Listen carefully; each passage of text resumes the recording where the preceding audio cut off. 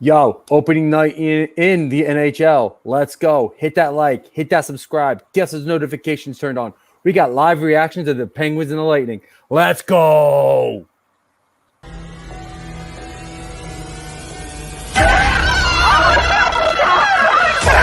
Let's go.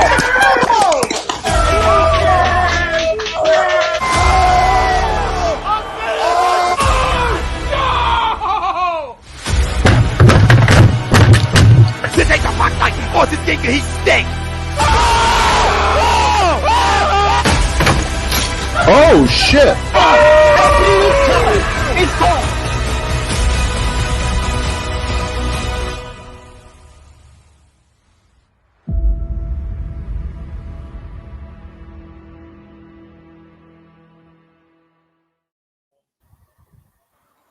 Welcome, ladies and gentlemen, to a brand new edition of the Hockey Happy Hour right here on A2DRadio.com. I am Matt Tsutsudi, along with the Darkwing Brian Daly. Let's go. Opening night, baby. Let's do this. And the Broken One, Rob Povia.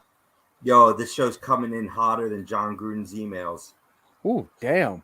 Ooh, damn. I love it. And today on the Hockey Happy Hour, we are, of course, going to react to the live action here for opening night. We have two games that are going on this evening. The first one here is the Pittsburgh Penguins and the Tampa Bay Lightning, the defending Stanley Cup champions, who are, of course, back-to-back defending Stanley Cup champions, facing off with the team that most recently did it before them. So there you go. And no strangers to each other, because they actually met each other a few times during Pittsburgh's runs to those Stanley Cups in the Eastern Conference Finals, as a matter of fact. So, gentlemen, Brian, I do believe you had a question to ask to the audience if the game was still scoreless when it began. Dude's chiming in. Let's go. Let's get those comments rolling in. We're talking live reactions on opening night here. This is awesome. Glad hockey's back. Question for you guys. All right, we're about 9 minutes and 30 seconds into the first period. Or left in the first period, I should say. We got a nothing game. Who gets the first goal of the year? Who gets it? Let's go. Let's talk about it. Let's put it in the chat. Let's go.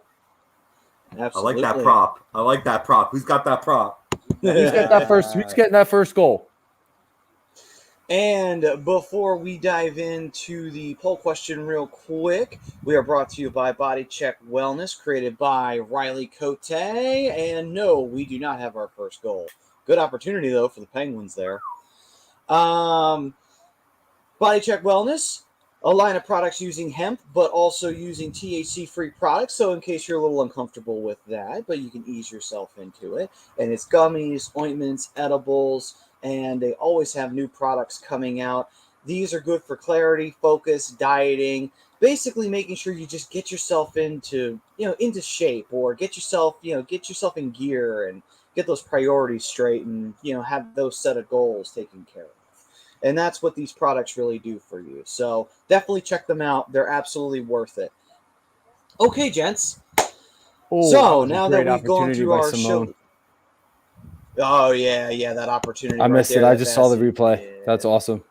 Great opportunity. The question for everyone here: Sidney Crosby will be a major contributor to the Penguins this year. Agree or disagree? Now, the reason for this poll question is because Crosby has been battling injuries over the last couple of seasons, and unfortunately, it has affected his production on the ice. It's also affected his time on the ice. So the question is, do you think that he will rebound this year to either be the Crosby of old, which I hope not, or will he rebound and be a very strong captain, but not necessarily like his old self? What are you guys feeling? Agree or disagree on this? I agree to the poll. I think he's going to be a major contributor again. He's finally going to be healthy. He's got both of his wrists finally back in shape. He's going to miss the first couple of games probably. They're saying that he's probably going to miss the road trip, but once they get back to Pittsburgh, he could be back on the ice. I think he gets back to where he was. I think he was being held up because of those injuries and not getting him fixed. Especially the last few years. You saw his production. I don't want to necessarily say decline, but his numbers weren't Sidney Crosby numbers. So now he had surgery. Everything's fixed. Everything from what I hear is going good with him. So I think we see Sidney Crosby back to Sidney Crosby. Happy opening night, guys. Let's go. Thank you, Jake Friel. Robbie, what are you feeling on the on this question? I mean, Crosby's always going to be a major contributor to the Pittsburgh Penguins to the day he hangs it up. Yeah, that's just the style of game he plays. I mean, yeah, are the skills depreciating with age? Is injury becoming more paramount in his career? Sure. Father Time is undefeated. And I mean, but you can see comparison to, say, Tom Brady in the NFL, right? And especially with hockey, where you've had a history of aging guys stay at an elite level a lot longer in their career. I think Crosby is one of those. We've identified him as a generational player, and he's going to be the cornerstone of what the Pittsburgh Penguins do this year. Whether they go make the playoffs or even go far in the playoffs will rest on his shoulders. So I got to agree with the poll. He's going to be a major contributor for those factors alone. I mean, think about it. The other thing that they're missing Malkin for a while. So he's True. going to need to be a main stepping stone in this Sure. season if Pittsburgh even wants any chance of competing for a playoff spot. So he's going to have to step it up to the next level. They went out and made some good moves. The Pittsburgh Penguins did. I like the Danton Heinen move. He's still a relatively young player, but he's going to jump.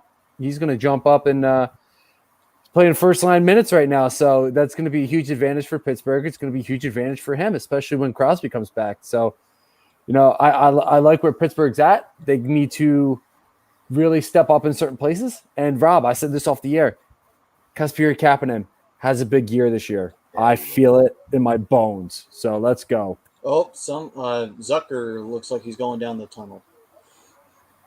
Who that? That's an astute observation. Jason Zucker, you said there, Maddie? Yeah, Jason Zucker was going down the tunnel. I didn't see what happened. So, I mean, it could be a maintenance issue. So let's see if something else pops up here. It looked like he was being helped, but then again, that could be because his skate, his blade's missing or what have you. But still, yeah. No. Carter missed it. Wow, the Pens are really trying to get this one. I mean, the Pens, Wow. I will say, have been controlling a good amount of the offense in this first period. The Lightning have had some chances, but the Pens have been coming at them pretty hard. Yeah, there's a couple good chances by Tampa. I mean, Pittsburgh, I think, owns chances right now. They've had some better opportunities. I mean, the one opportunity with Andre Plot is the really one that really comes to mind for Tampa Bay. But I mean, Jeff Carter had a huge opportunity there in the slot. You got to get that on net. Yeah, doesn't matter if the goalie makes a save. You got to get it on net. Yeah. We got Raska chiming in. What's up, Raska? Saying Steven Stamkos gets the first goal of the year. That's not a bad choice to throw out there for the first goal of the year. Let's go, guys. Let's hear it. Who do you got scoring the first goal? I see Sleeping Angels under there. I see Johnny in the chat. Let's go. Who you got scoring the first goal of the year? We're still at nothing. And we got Rob Brinkman saying my goalies on fantasy are head-to-head right now. There you go. It always, it unintentionally can work out like that. It guarantees you a win, but it keeps your overall ceiling of your team a little bit down. But how often does that happen really in hockey where you're facing your division pretty regularly. So that's why you got to really stagger your goalie picks. You know what I mean? I usually like to try to do it by conference if I can. And we got Sleeping Angels saying, what's up, everyone? What's up, Sleeping Angels? Sleeping Angels, what's going on? And John chiming in. Brian, you're my boy. Good call with it being yoga pants season. Hashtag swing car. Game on. Swing. And I was actually just watching Waynesword earlier.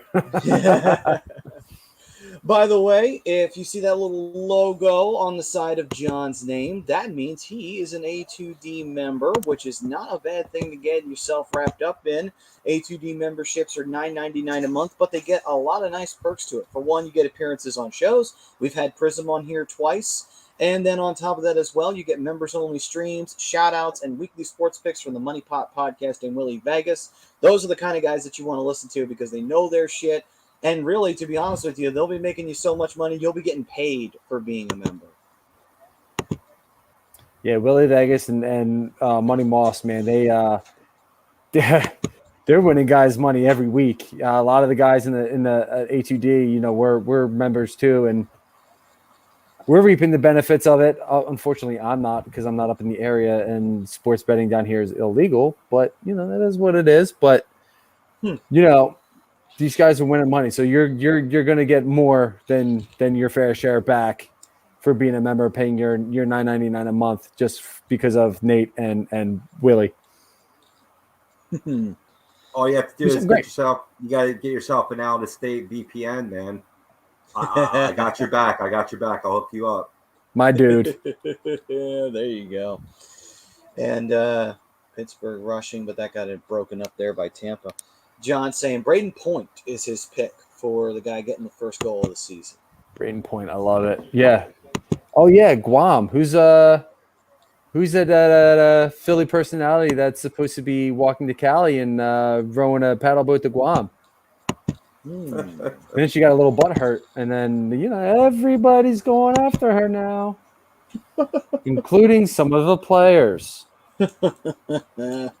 Fletcher Cox specifically.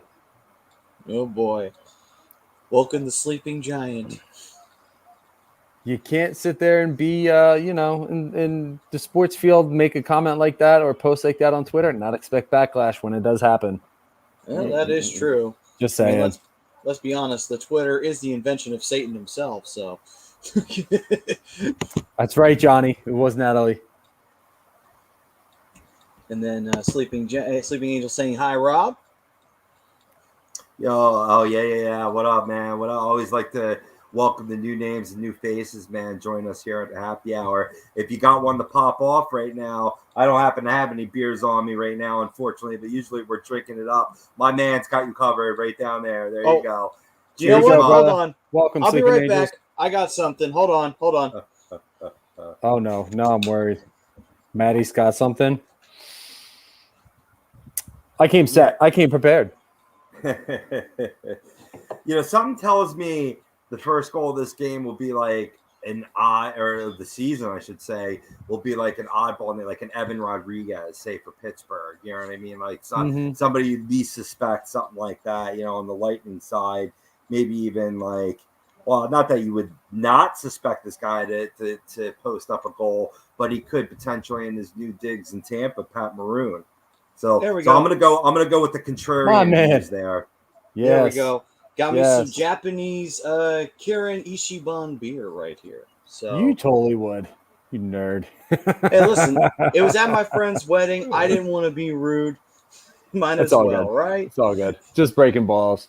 So if we're gonna go down that route, Rob, because it's a pretty interesting point you brought up. If we're gonna go like that under the radar type of player. Cheers, Johnny. I'm going to go out on a limb. You said new digs. I could see Corey Perry, possibly for the Lightning. Maybe find some of that scoring touch again, playing on a team like that. Perry. Maybe Cernak, maybe for Tampa Bay. Cernak is another guy who could be a sneaky pick. And then for Pittsburgh's a little tougher. I could go Danton Heinen and go like the fanboy homer move and take the former Duck, but I'm going to say Brian Rust for Pittsburgh. I say for Pittsburgh it's going to be Brian Rust. He's always been that guy that's kind of jumped under the radar for a lot of people and then just came out of nowhere. I know he's better with Crosby, but he still has some good scoring ability. Sure. No, I like that pick. What's up, Chucks? See Ted in the chat as well. What's going on, Ted? I love the passing, though, in this game. The passing has been crisp on both ends, and that's what kind of makes me think that Tampa will be the first one to pot a goal because there's been a couple, like dot-to-dot passes there that you even said it before we were going on, a little quick, defender stick getting in the way, breaking it up, otherwise would have been a for sure goal there. Eventually, if you keep on allowing those type of passes to go through, they will result in a goal. And right now, Pittsburgh's up 11-6 in shots. Oh yeah, for sure. But like you said, like the transitions have been fairly smooth for the most part. Big hit there on Ross Colton. It's, you're getting fairly easy entry into each zone, but it's once you're getting in there, especially for Pittsburgh, they're given opportunities, whether it's a 2-on-1, 3-on-1. I know Tampa Bay had a couple of really nice opportunities because of some crisp passing. And even Corey Perry right there just almost had a pretty good opportunity there in the low slot. So it's just, it's up in the air. Like, I love it. Like, both of these teams are grinding. They're grinding early. Yeah, it almost made you a soothsayer there. You're about to get that one right with your old friend there, Corey Perry. Oh, I was hoping. What's up, Prez? Chris, what's going on, my man? Chucks was saying bring back Gary Thorne. I am all for that. Yep. And I agree with Ted. The real season doesn't start until Friday. That's right. God bless you. My season starts tomorrow. That's true. Yeah. Well, who are you guys opening your season up against? We open against Dallas Stars, right? No, I don't think Dallas it was. Stars? I'm blanking on it. I saw it earlier. Give me a second. Winnipeg. Winnipeg. Oh, that's weird. The Sharks open up with Winnipeg. Oh, they're just all over California, I guess, to start off their season. That's interesting. Let's see. And Sleeping Angels was saying sweet to comment earlier. So, looks like we got a penalty, I think. Do we? They had the penalty box door open. No. They're live play. All right, then. So they were, I guess, talking to somebody about the clock or whatever. Anyway, so let's see. Prism saying, sorry I'm late. I got a 5-minute major for high stick and a lady who was willing to settle up. Okay. You would have been late if you weren't blowing up my damn DMs and Twitter today. God damn. Wait for the show to start. Sorry. I'm not the best influence on him. Dude, nah. It's all good. I love the conversation. I jump in when I jump in, and I snooze when I need to snooze. That's all. That's all you got to do. I do the same thing. I disappear for days at a time, and then I chime back in. The Prism was John was saying, Prism, you were done after 2 minutes of being in her box. Ooh. You see, now you're being generous, giving him 2 minutes. And see, he said the best of 45 seconds. Yeah, if he's lucky. Yeah. Same to you, Prez. Same to you, my friend. Let's go, boys. It's opening night. I love it. Chris chiming in. What's up, boys? Can't wait till Friday. Me neither, man. Flyers up against Vancouver. First game of the regular season. Still scoreless, too, at the end of pretty much getting to the end of the first period here. So 31. I got 31.4 on the clock. Yeah, me too. So, yeah, I think we got it synchronized here. I think. Chris, what's going on, man? Why haven't you become a member yet? What were you going to say, Rob? Oh, I got something special for the first intermission. It's a little DFS oriented, but it's still pretty cool. This one dude posted this up on Twitter. We've actually had him on the show before, Ryan Clifford, writer for Elite Fantasy for their NHL DFS. But it was really cool. Too cool not to share on hockey's opening night. So we'll get to that in this first intermission. Oh, that'd be cool. I can't wait to get into that. Prism's response to John, her box had room for all of us. 2 minutes was long enough to know it wasn't a penalty I was looking for. Oh, wow. Oh, that's beautiful. Love that response. That's, getting a little hot and bothered. Just, oh my. Meanwhile, Chernak had a good shot, but Jari had made the save there. And guys, let me ask you a question. What do you think about the goaltending situation in Pittsburgh? Do you think that will ultimately be an albatross for them going into the season? Or do you think that Tristan Jari will round out and it won't be as big of a deal? Or do you think Casey DeSmith has a shot? How do you feel about Pittsburgh's goaltending situation? Go ahead, Rob. Jari has shown flashes to be that elite number one goalie for a team. And then there's other times where he's looked like dog shit. Really tonight so far, I'm seeing him getting square to the shooters, like we just saw there, taking that one in the breadbasket. So I'm going to go with, I think this is the year that Jari puts it together a little bit, just to speak, impartially there. DeSmith, he's just, to me, I don't think he has starter material. He's a quality backup, but Jari's the guy, and I think he's going to have a pretty outstanding season for the Pens. All right.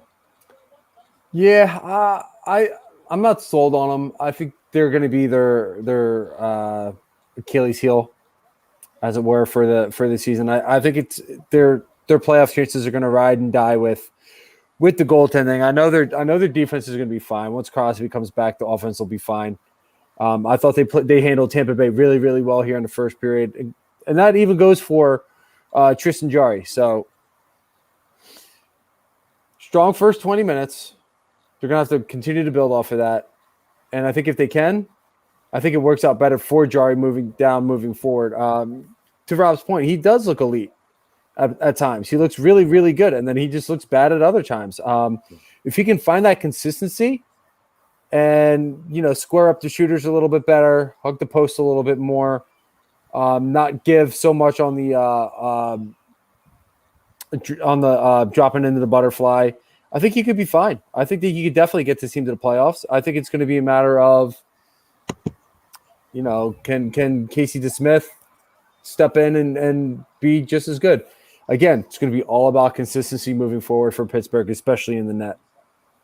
Yeah, I think a lot of it comes down to how the defense is playing in front of him too, because his defense let him down, much like the Flyers defense let Carter Hart down. So, they were banged up a lot. They were hurt a lot last year, the Penguins defense. So coming in healthier, if they're able to keep that depth in front of them and really make it problematic on the opposing team's offenses, that'll certainly be a feather in his cap. Yeah, I saw before. Is it true that their intermission is Messier, Chelios, and Melrose? Yes, it is. Good They God. were Pre-game even and doing the post-game as opening. well. Kill me now. Ugh. I'm Yeah, okay that- with Messier and Chelios. It's Melrose that I have the issue with. On the plus side, it is Steve Levy too. So Okay. Still, I kind of would have rather him in the booth, but it is what it is. And then let's see, Frank saying Kraken face off in 90 minutes. What are your honest expectations for them? Well, for tonight, I would expect them to have a solid game. I mean, they're going to have it tough because Vegas is not a fun team to go up against at any time, no matter where you're playing them. But I think they'll have a solid game. I don't think they'll, be terrible or anything. I think that their season-wise, I've said it before, I'll say it again, the best season, their best outcome for them is a wild card. Anything other than that, they're missing the playoffs. That's my personal take on them. I don't think they'll take the world by storm like Vegas did a couple seasons back. So Kind of fitting that they're facing off against each other in their first game, right? I Very think it's fitting. fitting. I think it's very, fitting. very fitting. What's up, Benny? Mo, what's Benny's- going on? Oh, Benny's Jesus, Mo. Nation. Why don't you tell us how you really feel? And Damn. I disagree. Sorry. We'll never support a crybaby bitch who somehow has managed to make a career out of playing hockey. Is known as a whiner / crybaby, diver, pathetic fighter, bitch. Credit to Urban Dictionary. Yes. Why don't you keep it around? And then Benny's saying that I'm sporting a Jonathan Davis look today. I guess I am. The only thing that's missing is the chorus. Oh, you know what? Priz brings up a great point because, Arthur Zarabe was good. Like he was never anything great, but he was good. He was good enough. He was a starter for how many years? For about 6-7 seasons. I mean, he played a decent period with the Sharks, and then he played for a little while with the Hurricanes, and he got the Hurricanes to their first ever Stanley Cup Finals. So, right. So I mean, Tristan Jarry could do the same thing. It's just going to be a matter of being consistent on the ice when he's starting. And to Rob's point earlier, because he brought up a great point, it's all going to be about how is the defense playing in front, because they've been kind of sketchy as well. I think one of the biggest things is, and I'm not touching this comment only because I don't. Yeah. I just wanted to throw Brian off his game, and I accomplished that feat. You act like it's hard. Hey, Kevin Letang staying healthy is going to be a huge point. Brian Dumoulin staying healthy is going to be another big. It's going to be another huge aspect to this team staying healthy. And Marcus Pettersson, I thought has been, I thought he was a really good defenseman with Anaheim. I think he's gotten a little bit better. Made a couple really good plays there in that first period to really shut down a couple major scoring opportunities for Tampa Bay. Absolutely. Prism's also saying he made to All-Stars in 94 and 99 as well. That is true. He did do that as well. Could be Tristan Jarry, I'm just saying. Yeah. Hey, John was talking about the guy who dyed his beard, calling him the blue meanie beard guy. That's funny. That's all funny. Right, guys. We got a lot of guys here in the chat. We got the chat blowing up. I know Johnny gave his. Boys, Benny, Chris, Priz. It's nothing. We're going into the second period. Who you got scoring the first goal of the year? And while everybody contemplates right now, that, the shots on goal. Oh, I'm sorry, Rob. I was going to actually segue over to you with what you were going to say for the first intermission with the DFS and everything. So go ahead, take it away. Yeah, I'll get into that. I was just going to say the shots on goal, 14-7, doubling up in favor of Pittsburgh kind of screams of Penguins goal to lead this off. But, just wanted to, give them a little background there before they make their pick. Killorn, I like that. Gotcha. But yeah, man, like I said, Ryan Clifford out on Twitter put this out late last night, being the night before hockey. And, for us puckheads, it's like Christmas Eve waiting for Santa to come down the chimney. So he put out this little poem. I'm going to read it to you all. 'Twas the night before hockey, and all through the rink, the Zamboni was stirring. Ice was made in a blink. The jerseys were hung in the lockers with care in hopes that the teams would soon be in there. DFS fans were nestled all snug in their beds while visions of Spinorama wins danced in their heads. Settled in bed with my iPad and phone, building some lineups with players low owned. Looking for forwards that skate lively and quick, then picking my goalie with a swipe and a click. Need a defenseman that skate on the top power play and a couple cheap punts, then we'll call it a day. on Ovi, McKinnon, McDavid, and Hall. There'll be goals, assists, shot bonuses for all. Go Yossi, Letang, Hedman, Makar. Block all those shots and bring some off the bar. The goalies will treat us to save after save, giving us all those 3-point bonuses we crave. Lanier, Sorokin, Shesterkin, and Knight. Select the best one and bank you just might. We'll root for our teams, never stop tilting on Twitter, hoping our bankroll isn't flushed down the shitter. We don't got to worry about that. That's right. JPP wins will make everything better, especially when they're sealed by a long, empty netter. Time to spring to DK. Tomorrow is the first whistle. Let's shoot up the leaderboards like a nuclear missile.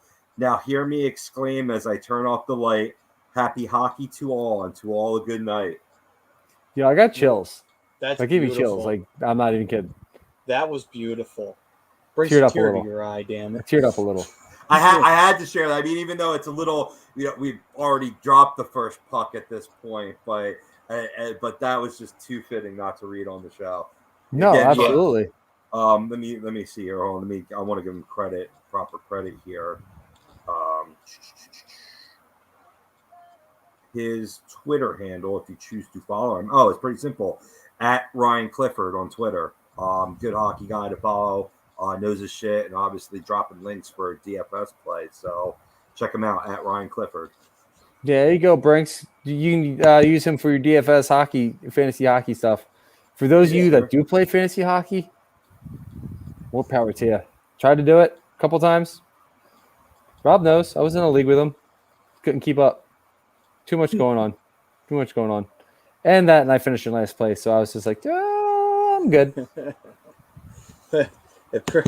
Prism was saying to Ted, chill on throwing Satan's name around so loosely, you'll actually summon him. Obviously talking about one Braden Point. I wonder why Prism would consider Braden Point Satan. Could it be that Point scored goals and such on one of his favorite teams in the Stanley Cup Finals? Nah, that can't be it at all. That's probably not it. It's just the fact that he's just flat out stupid good. Well, I wonder if Don there is excited about Lucas Raymond not only making the team but set this to start on the top line with Dylan Larkin. That should be nice. I would be excited. We gotta wait for him to enter the chat. Unfortunately, he's not here yet. Somebody go get Don. Get him in here. Somebody wake him up. I will say this though, I'm a little surprised by a couple things that happened over the last couple days. The Bobby Ryan release being number 1 overall.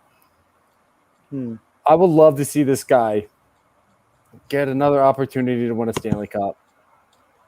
He's battled hard in his life, on and off the ice. Former 30-goal scorer. I thought he played really well in Detroit last year until he got hurt. Just kind of one of those situations where it just shit happens. And, I expect him to come back and rebound and have another good year for Detroit. They release him. What's next for Bobby Ryan? That is a good question. I hear I hear Vancouver and San Jose are interested in bringing him in. Why is San Jose interested in bringing in Bobby Ryan? Why? Anyway, Why not? they're not going to compete. It's just pointless for them to even go and get him anyway. That's just my personal take on it. I mean, I can understand Vancouver because Vancouver has a shot of kind of reestablishing themselves in the Pacific Division. So I could understand why they might want to get some depth. So I can understand that side of it. Well, plus they're not gonna have Evander Kane. I think Evander Kane's contract is something. I read something earlier. I'll have to try and find it. I mean, honestly, I'm pretty sure his time with the Sharks is over. But at the same time, too, again, I'm not really into the idea of the Sharks trying to compete. And I think that would do more damage than good. I think it's fuck it, build the team back up. The team is not in shape to compete, even in a weak Pacific Division. I will say this, though. Bringing in a guy like Bobby Ryan is good veteran leadership, a guy who's been around, a guy who has the experience. Good vet to bring in to have around the young guys. I mean, we saw what good it did in Anaheim. We saw what good it did in Detroit for a little while. Having a guy with the experience that he has. What's up, John? It's that's kind of priceless. You know what I mean? That takes your younger guys, especially from a guy who's a former 30-goal scorer. I think he hit 40 at one point in his career as well.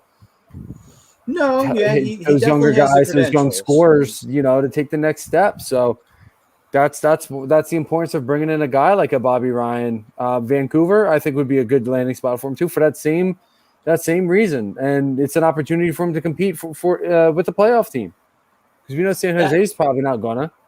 Yeah, and that's why I was thinking that would make sense for if I was Bobby Ryan, I would go with Vancouver out of the two choices, because you want to go after the cup, right? So it's like, all right, I'll go try with Vancouver because young team with a lot of talent and currently very much capable of having a rebound year from an off year last year. So, yeah. I mean, Rob, what are your thoughts on this question here from Johnny? Not necessarily from Johnny, but yeah, that works. I was actually more concerned about Bobby Ryan at the moment, but yeah, let's talk about that. Yeah, well, real quick with Bobby Ryan, I think Vancouver would be a great landing spot for him. Basically, I'd like to see him get an opportunity to, make a solid effort for the Cup, possibly even Calgary too. I'd love him to come to Philadelphia, a homecoming or what have you. I don't think that's in the cards because they recently just signed, what's his name? Vegas put him on waivers, Patrick Brown. And who played with Kevin Hayes and Cam Atkinson at Boston College. So that's going to be really good for team chemistry there, building up on it.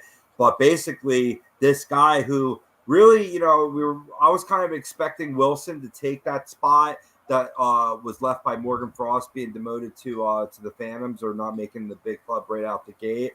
to kind of like add towards that toughness. You know what I mean? A little guy that can throw, drop the gloves and throw them. But I like this. I like this pickup here. Basically, it's going to be a nice fit with this team. I think Patrick Brown, a low-level guy, not paying a lot of money for, obviously, picking him up off waivers. And John, I wanted to leave your answer for last year. I actually like the move. Morgan was not playing well, and I don't think it was a reflection of talent. It was obviously him coming back from that shoulder injury. Hadn't played a lot of hockey in the past year and change. So I think he needed a little bit more time. You need to throw him back in the oven a little bit until that turkey thermometer popped. And right away in his first game, with the Phantoms, I believe he had a goal and 2 assists, I believe, for 3 points. So already it's paying dividends, just him getting his game together. It won't be long until he's back up here. He just needed a little more time to simmer. And I think ultimately, like when they released the opening night rosters, what was interesting was Kevin Hayes was not on injured reserve. He's on the active squad and will obviously be a healthy scratch. But to me, that tells me that Hazy's not too far off, not as far off as the original diagnosis was. Matter of fact, I think, didn't we just see him skating at the skate zone, Brian? Up on Twitter, I think we were talking about that the other day. Possibly. Honestly, I don't remember. My memory is terrible. But yeah, I mean, I know they were expecting him by like October 10th or something like that to be back on the ice. So that's kind of fitting that time frame. Oh, okay. Being the 12th. So whether or not he's in game shape or even close, it all depends on how close he is to game shape. So right, it's a possibility that he finds the ice in a week. It'd be a possibility he finds the ice in 2 weeks. But yeah, I believe they're actually right where they want to be as far as time frame goes to getting Kevin Hayes back on the ice. Yeah. Do you guys? Maddie? What do you feel about Morgan Frost going down to the Phantoms and not starting with the big club? I mean, if it's the situation that you were talking about where his injury was pretty much hampering him, which, to be fair, I could see because he didn't really stand out in the preseason games at all, and that's not a good thing for a guy who has some NHL experience and he's just kind of there and he's not really doing anything. I can understand, like, okay, let's send him down to the Phantoms. Let's let him get some more time in and let him recover properly from his shoulder injury and get himself back into the game properly without rushing him into the NHL and throwing his ass into the fire and say, okay, hopefully you don't get burnt. Sometimes you see teams do that with younger players and they don't recover very well as they should. So I'm fine with it as long as it's a sign of, okay, they just need to do it for conditioning, if anything else, or for recovery reasons, if anything else, not for talent reasons. Then that's a good thing. That's fine. I'm fine with that. I would have been more concerned if they were sending him down and he had been healthy the last year and not recovering from an injury. And it's like, what? He got sent down and he isn't hurt? That's not a good sign. Like, that would be a little bit more concerning. But yeah, I'm fine with where it's at right now. No, for sure. It's to rebuild his confidence. To both your points, it's been a long time not playing hockey, so yeah, he's not going to be down there long. He's going to be fine. He'll be back up in no time. I'm not too worried about it. Neither should anybody else. Yeah. To Rob's point, he's already has a goal and 2 assists. So yeah, chicken parm. Ray Ferraro, baby, chicken parm. You know what? I didn't like when ESPN got hockey back. Now I kind of love it now. So is Ray Ferraro's nickname Chicken Parm? Play. Yeah, his nickname's Chicken Parm because you eat a chicken parm before every game. Oh, okay, all right. I just reacted really hard to a replay. Didn't realize it was a replay. I was like, oh, already? That's what opening night's all about. Overreacting the replays. What's going on, Pete? Brother? What's up, Pete? Man? And he's saying agree to the poll. Prism saying grab jacket. There's a goal. Who we got? Damn it, Don, always late. Jeff Carter. Jeff Carter, first one of the year. Carter scores. Oh. I got that one. The former Philadelphia Flyer, now turned Pittsburgh Penguin. Is it? No. 43, brother. Dan Heinen. Oh, okay. Well, that was one another came name out I pointed out. Heinen gets the first goal of the season. Oh, wow. Carter set him up. Okay, so there it is. Wide open net. Vasilevsky's out of position. Vasilevsky tried to play it up the boards. Jeff Carter got in the way, knocks it down. Danton Heinen, wide open net. Easy shot. Yeah. Well, Love it. I see what you saw. You saw him banking it off the goaltender from the corner boards, and then he passed it out front. Still a bad turnover there. I mean, which is kind of odd. Bazzy's been great with the stick handling, not so much there.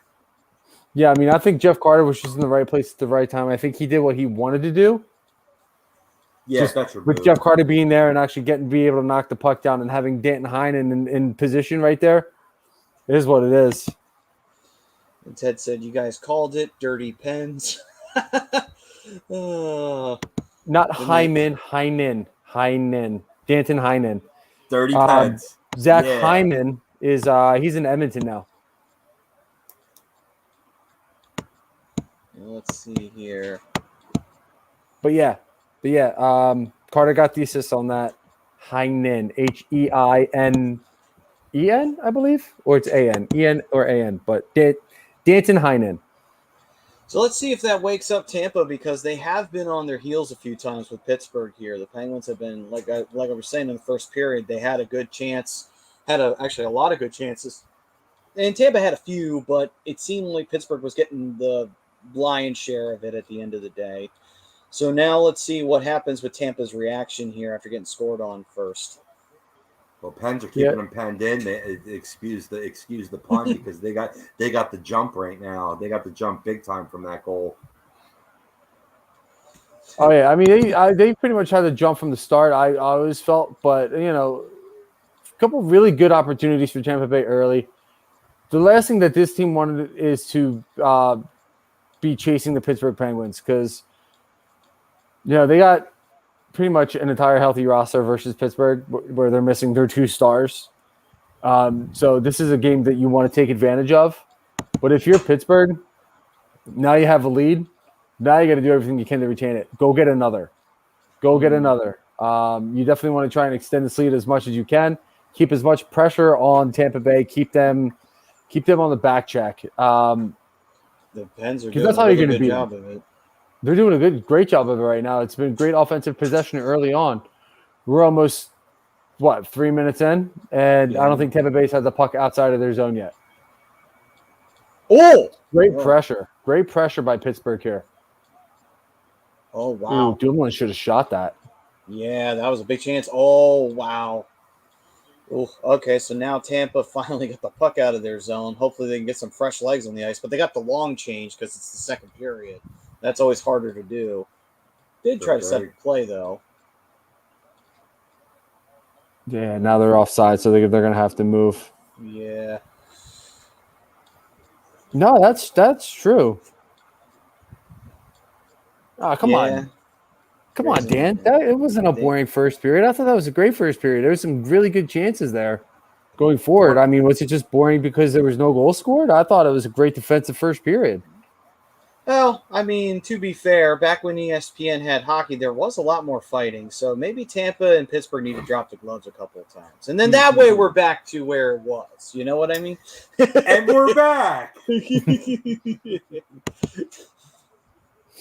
a goal. You can't beat that. I mean, that action. I mean, I think it was going back and forth a little bit there, but I mean, to each your own. And obviously, that's a big problem that the sport of hockey, even the sport of soccer, deals with, is that if there's no goal scoring going on, a lot of people find it boring. So, I mean, I relate to the statement, even though you got to get into the nuances of the game, Dan. You know what I mean? Like, that's kind of like it. I don't want to equate it to a pitcher's duel in baseball, because I think there was a little bit more action than that. But I always like good, solid forechecking and getting those crisp passes out in front.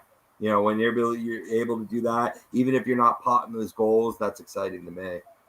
No, absolutely. I mean, I love how you can, have a game with so many chances and goaltenders coming up big. And again, that's what we saw in the first period. We saw some big saves from goaltenders. We had Andrei Vasilevsky, who's hands down the best goaltender in hockey. made a huge save on Simon on a breakaway, and we saw some big saves from Tristan Jarry, one specifically on Braden Point and Andre Palat, who both were pretty open in the slot, had a huge opportunity there. But chance, and they another one, scored, and that's goal number 2. And Brian that Boyle. was Boyle. All right. Just signed. I believe he just signed his contract today too. He signed his PTO. Wow, Yeah, nice. so there you go. Money worth spent, right? Yeah, No, you know, Danny Boyle. no, coming absolutely. on in, or wait, sorry, was that Brian or Danny? It's Danny, right? No, that's Brian. Danny retired. It's Brian Boyle. That's right. God damn it! I hate it when players have the same last name and they spelled it the exact same way too.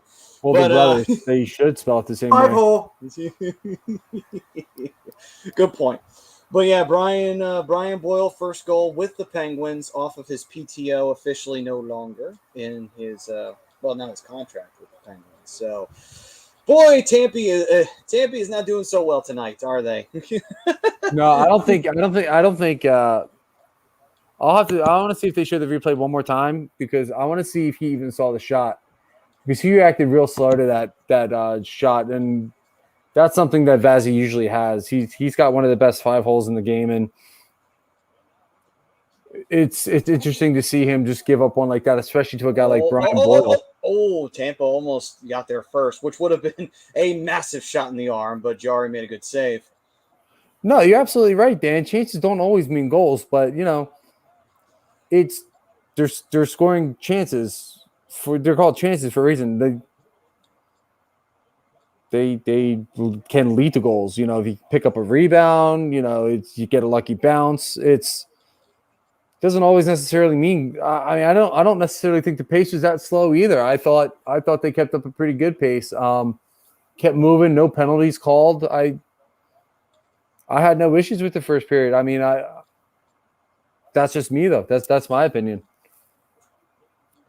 But we're seeing a little bit more action here early on in the second period. 2 goals by Pittsburgh, up 2-0 already. That's been pretty crazy. Prism saying Vazzy getting his. Hate to see it with the laughing emojis.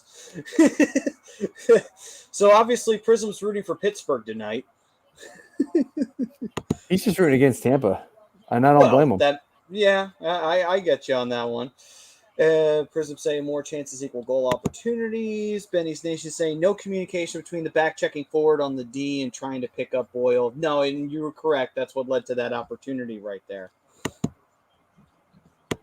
And that's, and I think it's clearly a little disjointedness here from Tampa, and that results in some really poor plays, poor passing, having a hard time getting it out of your own zone. I mean, yeah, Pittsburgh may not be the team that they used to be, but they're still a dangerous team. They can still make you pay if you're going to play sloppy, So you can't do that against them. That's the thing too. Is Tampa Bay's been sloppy with the puck for the most part, especially in their own zone. 2 costly goals off of turnovers, and that's never a good thing. I mean, you're the defending back-to-back champs. Trying to go for a third. The one thing you don't want to do on opening night, and I get it, banner night, you tend to have a little bit of a Stanley Cup hangover, is to be sloppy in your own zone. Benny's was saying the forward's not giving the D an outlet to break the puck out of the zone. Yeah, that's a lot of that going on there too as well. 00 saying 2. Yeah, 2-0 Pittsburgh not good, and so Hardship. Grade period, saying Braves win close games, playoff or close playoff game. He did go on to say the White Sox win, but I thought I saw the Astros. They did not win. The Astros won 10-1 today. They finished off their series. They're heading to the ALCS to face the Boston Red Sox. Dan saying his stream is delayed. That sucks, man. What are you using? Just out of curiosity, because I need to find a stream myself. I got a couple ideas from some of the boys here at HUD. Just curious to what you're using, Dan, as far as your stream goes.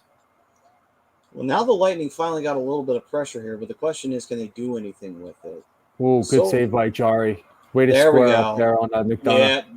All right. Well, even though Jari made that save, he did a real good job getting over that position there. Tampa, they're getting some chances now. Maybe they can calm down here and get some sustained pressure in the Pittsburgh zone.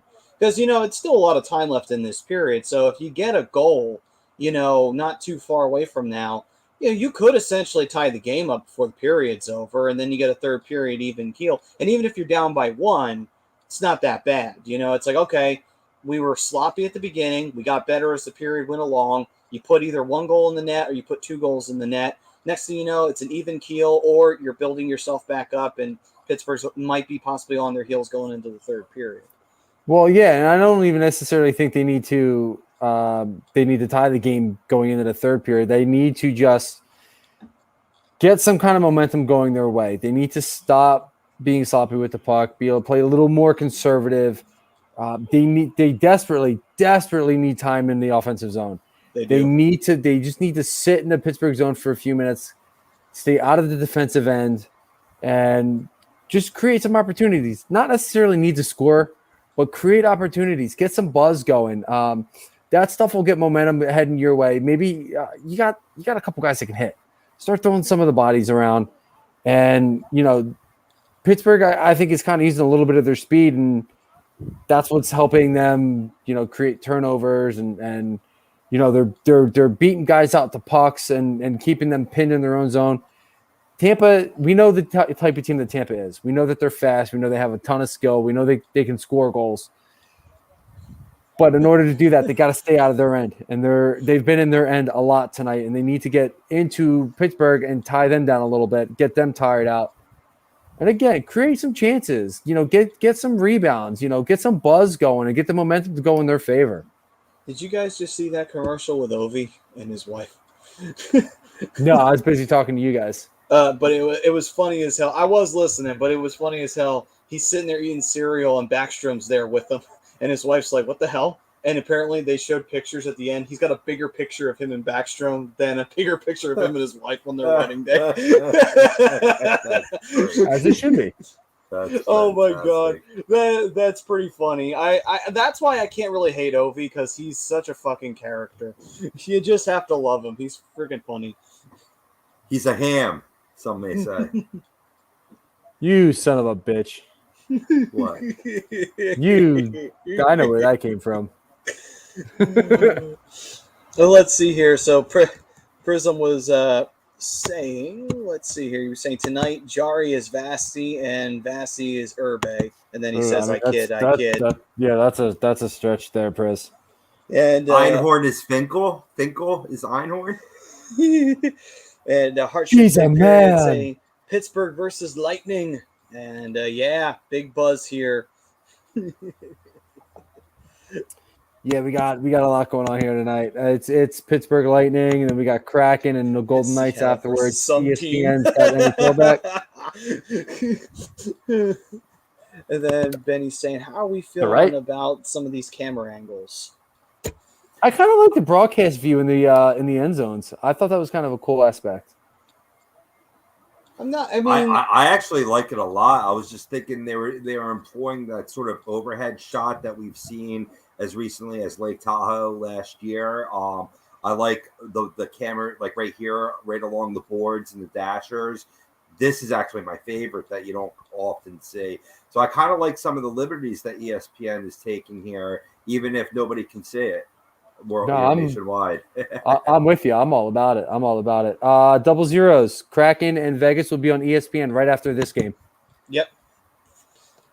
And then, Finley Dan did respond to... Who's Finley? Bri, Dan did get back to you on what he was using for his stream. NHLstream.com. And Anthony, what's up, Anthony? Saying crack the Kraken. Yo, Anthony, what's going on, dude? Prism just saying Finkel. Gotta break his balls. He breaks mine all the time. He calls me Sarah Jessica Parker all the time. And thank you, Brodo, for that. But that was a good chance, though, that Pittsburgh had on a stuff attempt. Luckily, Vazzy saw it coming and was able to be like, no, you're not. I'm not letting a lazy one get in. Heinen again there. This line is buzzing. The Jeff Carter line. And Anthony's saying, Oh, yeah. With your boy Russ. Guys. Now, hopefully, Anthony, you're tuning into the opening night matchups. We got Pittsburgh and Tampa here. It's about 11 minutes left in the second period. Pittsburgh's up 2-0 off of two really sloppy turnovers and sloppy play in general in the defensive zone for Tampa. Still having problems. Really still having problems turning the puck over left and right again, leading to Pittsburgh opportunities. Oh, That's yeah, for cross. sure. I mean, you're seeing it. You've seen it. Anthony's saying, fuck the Pens. Yeah, unfortunately, Tampa did not show up to play against them. At least not right now, they haven't. Yeah, let's see here. Prism saying, well, stop answering to Jessica and I'll stop calling you it. I don't. Nobody calls me that but you. Dan's saying, I prefer the NBCSN feed over the TSN or the Sportsnet. Dan, are you up in Canada there, brother? I mean, TSN, ESPN are really the same thing. There's no difference. Which one? Well, wait a minute. Does Jim Houston do both? Or does he Jim just Houston's done. He retired. Oh, he did retire. Okay. He did retire. The GOAT. What a save by Vazzy. Oh, I just saw it. Wow. That was a big save right there. Was that off the iron? Oh, I thought he got it with the blocker. It could have been. It's just the way it shot out quickly like that. It kind of screamed iron. I see. Let's see if they show the replay. I mean, easily could have had that same angle coming off the pad, with the kick save, but Then he's saying, why the long face, Brian? Looked like it went off the pad. It hit the pad, yeah. Yep, definitely. And then nice save. Dan's saying he is in Vancouver. Who dat? So, Dan. Vancouver. Okay. Love Vancouver, man. Yeah, what's going on, man? Hey, are you excited for the opening game of the season between us and you guys? The Canucks and the Flyers. Big game on Friday. That's a big game. Why the long face? I don't have a long face. I don't Shut know. up, Is Benny. that... Because Sarah Jessica Parker has a long face. That's I know what he means. I know what he means. Sorry. And then we've got. I'll just shut up now saying, until you guys come to me. Oh yeah. And Prism saying, "Listen, Kimberly. Don started that, not me." It wasn't even Don. It was Brodo. Let's see here. We've got 00 saying, which team are you guys looking forward to beating the most right now? It's Pittsburgh. I want to see Risto kick Malkin and Carter's ass. Well, I'll have to wait for the Malkin one, although he could get into a good scuffle with Carter. But, who do I look forward to the most? For me, the team, it's not Pittsburgh this year. I want to see him beat the shit out of Boston. I want to see friggin' Marchand get. Oh, I'm sorry, Cumfungus. I want to see Cumfungus get the shit kicked out of him by Risto. I really do want to see it. I want him to make his nose even bigger than it is. I gotta go with LA. It's always the freeway face off for me. It's always Anaheim versus LA. It's just the kind of way it is. Oh yeah, no, for sure, man. Dan taking a shot. Yeah, his Flair's too soft to worry about him. Okay. We'll see on Friday. We got you. We'll see. Let him know. Benny's Nation saying, I want Risto to beat the shit out of Hathaway. Darnay Hathaway, yeah. He definitely earned himself a bit of a reputation just in the preseason alone with Washington and Philly's first game against each other. Got Wilson saying, what's up? What's up, Wils? What's up, Willie? And then Prism did go on to say, Brodo was a bad influence, I must say. Oh, yeah. He's a bad influence on everybody. But we love him the same, I guess. Maybe. Maybe. For me, man, it's got to be the Rangers. The way they embarrassed us last year, us being the Flyers, especially specifically that 7-goal second period. they're going to be a form of competition this year as they take the next step. And I think that's a team that you really do want to step on if you can. Well, Yeah, I and mean, especially with what's going on in the Rangers organization right now, that one of their young stud puppies asking for a trade because he didn't make the pro roster. I'm blanking on his name. Kravisov, I think his name is. Really? So yeah, he failed to report to the AHL affiliate. I believe their affiliate's the Wolfpack, and yeah, Hartford. Yep. now he's going to get suspended for that. And he asked for a trade. Team said start looking for trades. So I would love to see if Anaheim could be one of the teams to go pick him up. He's a top 10 pick in his draft, and team draft class is Miro Heiskanen and I forget who else Priz told me. But he's top 10 pick, should be in the NHL by now, especially with that draft class. That was a great draft class. And I'd be willing, if I'm Anaheim, give the Rangers a call, say, hey, I got a third and a sixth. All right. No, third and a fifth. Let's make this deal happen. So I would love to see Anaheim get another young kid like that. I'm very excited about their roster, though. Anthony's saying the Flyers might pick him up. That would be interesting if the Flyers could trade for him. That would be intriguing. I don't know what they would. I don't know what they would necessarily trade for him, though. Like, that's the thing. See, Anaheim, at least Anaheim has picks or some NHL talent to move. To bring in a kid like him, Flyers, I think the Flyers are in a situation where I think they're good as is right now. Yeah. Plus, we also sealed up a lot of players for big future contracts, and with the cap situation that we now have. So I don't necessarily know if they would go after anybody right now as it is.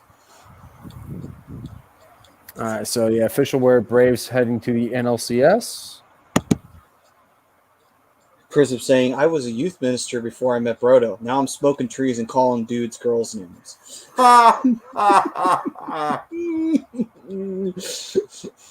Pittsburgh just got penalized. First penalty of the game. Yeah. And there's an argument. Letang is not happy with this call. But it is not him who's going to the box. It is... Who? The man, the hour. It is... Heinen, who scored the first goal. Heinen. He tripped Killorn. He could have gotten two there. I mean, they've been really cracking down on on the cross checking. So I've seen a couple really soft cross checking calls in the preseason. In the last couple games there, apparently they're really cracking down on that, especially in certain areas of the ice, like along the end boards. So I mean, he could have gotten called for that as well. But let's be real. Like, it may have been a soft call, but he tripped him. He got the stick in there. Yeah, I'll be surprised if we see this all that much this year. I don't think we're going to see too many two-handed grippings of the stick in terms of like cross-checking position or what have you. I think that they're just going to avoid that altogether because of the crackdown that's going on the cross-checking side of things. Oh. Big opportunity there for Tampa. I really don't understand the love for Johnny Hockey around here. Like, I get it, he's a Jersey boy, and I said around here like I'm still up there, but I don't get the love for Johnny Hockey. Like, he's not the answer that the Flyers need. And like, I get I understand you bring the hometown boy home, but he's white noise into this lineup. He's not what the Flyers need at all. He's a playmaker. He's not a sniper. He'll get you 40 to 50 assists a game, or it's a season, which is great. And if he's getting you 40, 50 a game, that's even better. But I don't get the infatuation with Johnny Gaudreau. He's not the sniper that everybody thinks he is. He's a 20 goal scorer. And I think he's only done that once. He's an assist guy. The Flyers need guys who are going to score goals. And it's not Johnny. It's not. And then Dan saying Flair boys like the fourth Hanson bro that got cut from the movie. Kind of like that really great sports movie where Vancouver won the Stanley Cup in 2011 but then they realized that, Vancouver can't win shit in the finals. Yeah, meanwhile, that head coach is now the Flyers head coach. So Yeah, but there's always a first time for everything. I can claim Jersey, Benny. It's where I'm born and raised, bro. Do what I want. When is Whistle Letang and ever Dixie. happy with the call? That's a good point. 00 smoking trees like burning forests now. Chris saying I was wrong by a year on Vitaly's draft class. He was 2018, which was a better draft class in his opinion. Yeah, Prism's the real Bobby Trees. Yeah, he is. And Priz knows his shit when it comes to like some of these draft classes. So I trust him on that. Even still, like that's saying a lot. You know, he's a top 10 pick, especially in 2018. We're in the 2021-2022 season now. What is going on that what's going on that he's not on the roster yet? Are the Rangers that deep? Or is he having issues in his development? That's my big thing. All right, Dan, I will give you that one. The Canucks do know how to party afterwards in the Stanley Cup Finals. That shit gets burnt big time over in Vancouver. I can't deny. You guys definitely took that game on that one. We got Gator Country chiming in saying Lightning suck tonight. Yeah, they're not doing all that well right now. I mean, they still have a whole period of hockey left, so it's not exactly like it's over. But wide open net, and they couldn't get it to go. Jari got onto the puck. That's a beautiful stick, the Alpha LX. Like I love that. But yeah, I mean, like I get it. Like 00s, like everybody's infatuated with Johnny Gaudreau for some like. I don't see what everybody's so infatuated with him for. He's been area boy. It's all about being an area boy, dude. That's the infatuation. I'm not about to say that I didn't at once covet him because I love, JVR's a Jersey boy too. I believe from Morristown. So, people like Bobby Ryan, want him to come back or what have you to the area. So I think that's what maybe the other hockey show 00s was centering on and where some fanfare does there. But my cohort here, Mr. Brian Dales, a.k.a. Sarah Jessica Parker, spot on. Fuck off. Yeah, but you're spot on in your analysis, dude, because he is another playmaker where, you like having playmakers, but this team is abound with them. You need more proven goal scorers. And I think your assessment there was spot on. Well, I appreciate that. And I don't appreciate being called Sarah Jessica Parker, but, that is what it is. We'll move on. Yeah. Brian, Benny. Listen, man, you're bringing straight facts, and also at the same time, man, I really loved you in Striking Distance. Really great film with you and Bruce Willis in it. You can fuck off too, Maddie.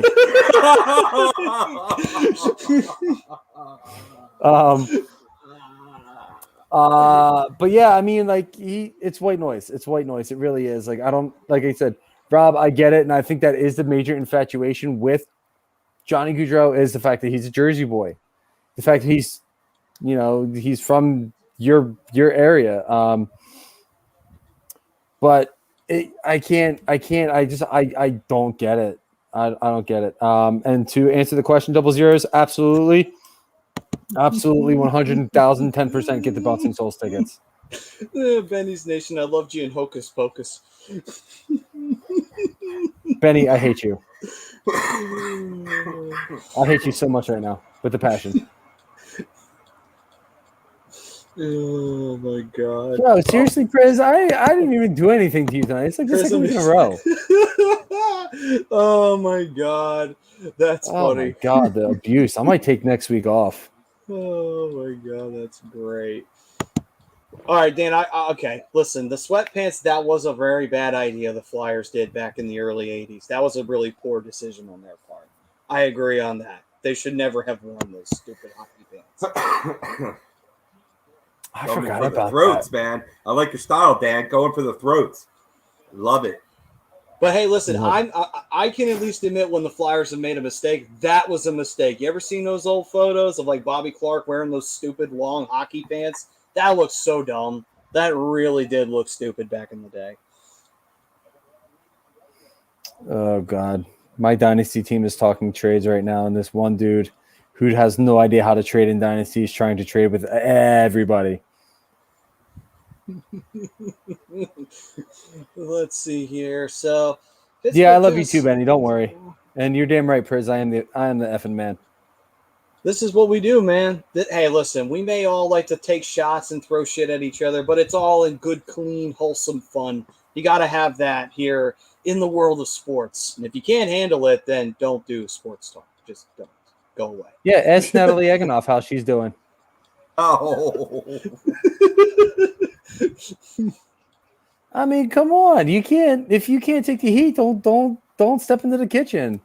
Don't make a stupid tweet about if the Eagles can make a comeback, you're going to do this, that, and the other, and then get butt hurt because people are going to call you out on it. Some people, I tell you. Didn't you say that line in Failure to Launch?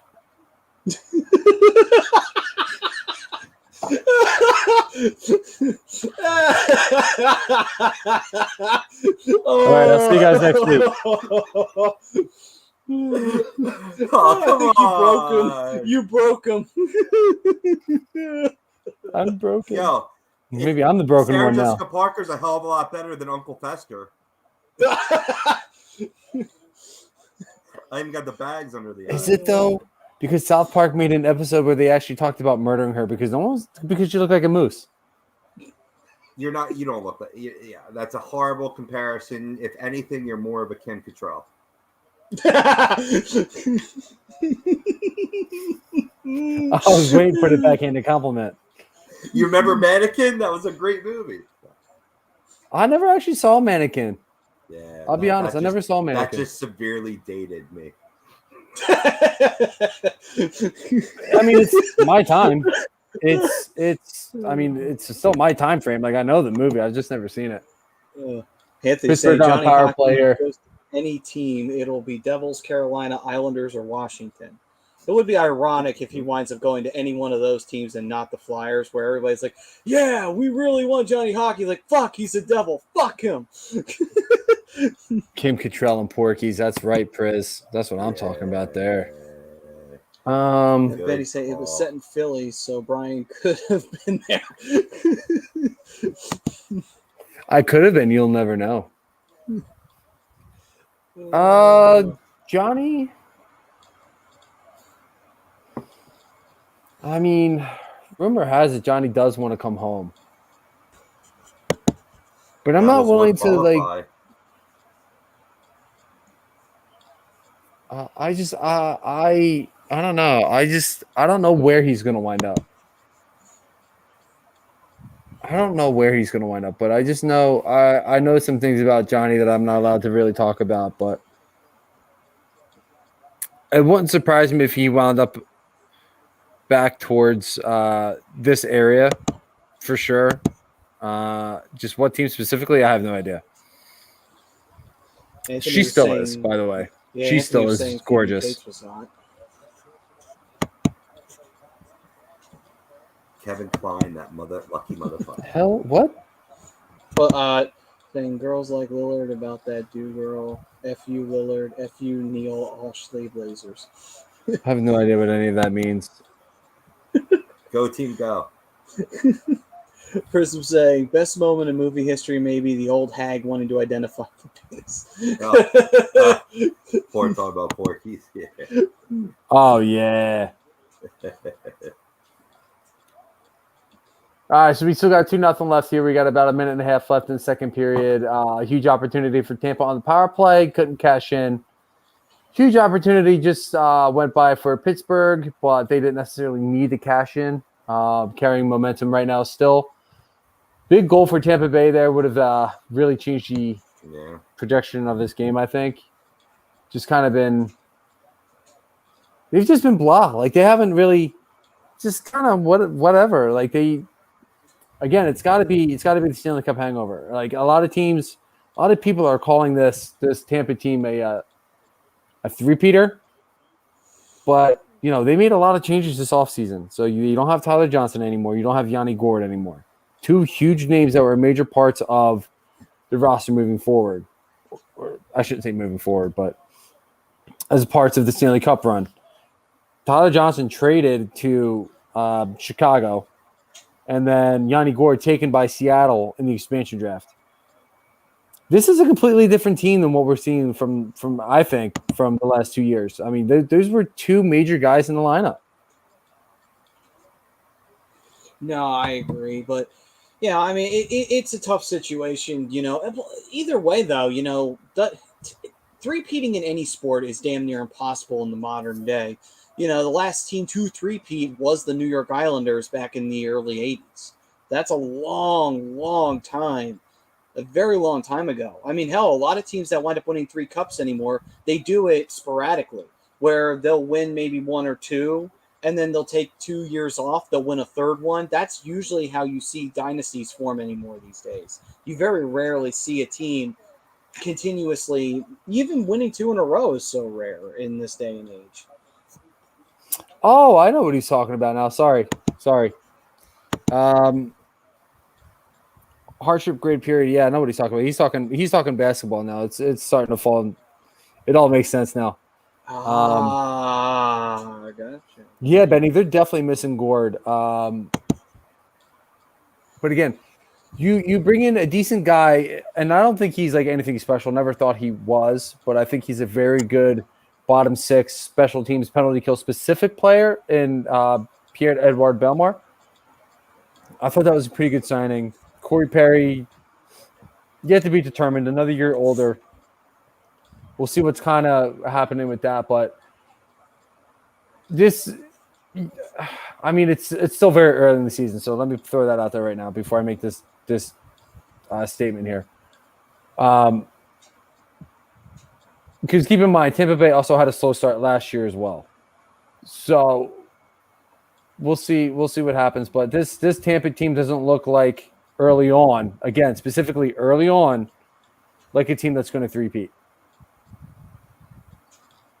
Flair Boy looks like Flair version of the Amazing Atheist if he was Big Bad Bruins.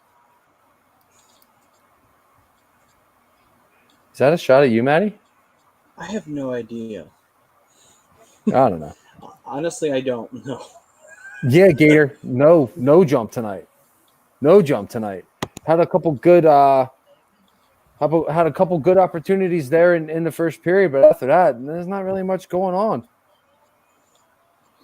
Yeah, Lightning's the type of team, though, that they can strike very quickly. Again, excuse the pun. This is a team that could still go bang, bang, and all of a sudden this game's tied 2-2. And I wouldn't be the least bit surprised if we see that in the first 5 to 8 minutes of the third period. I mean, Jim, it's only one game, bro.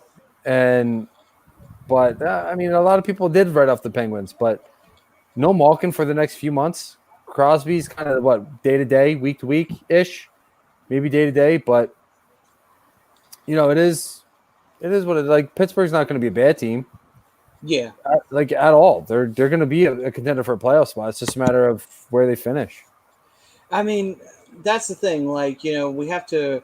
Just because you're not the same team that you were doesn't mean that you're still not a capable team. And that's what I think the situation is with Pittsburgh. It's like, yeah. The Penguins may not be what they used to be, but that by no means says that the Penguins still can't be tough to go up against. They still can be. Sure. Gator Country. I disagree with that. Gator. I fully disagree. He's finally going to be healthy again for the first time in a few years. So he's. I mean, maybe. I personally don't think he is. I think he's going to come back at the home opener for Pittsburgh, and he's going to be fine. He's finally got his wrist taken care of.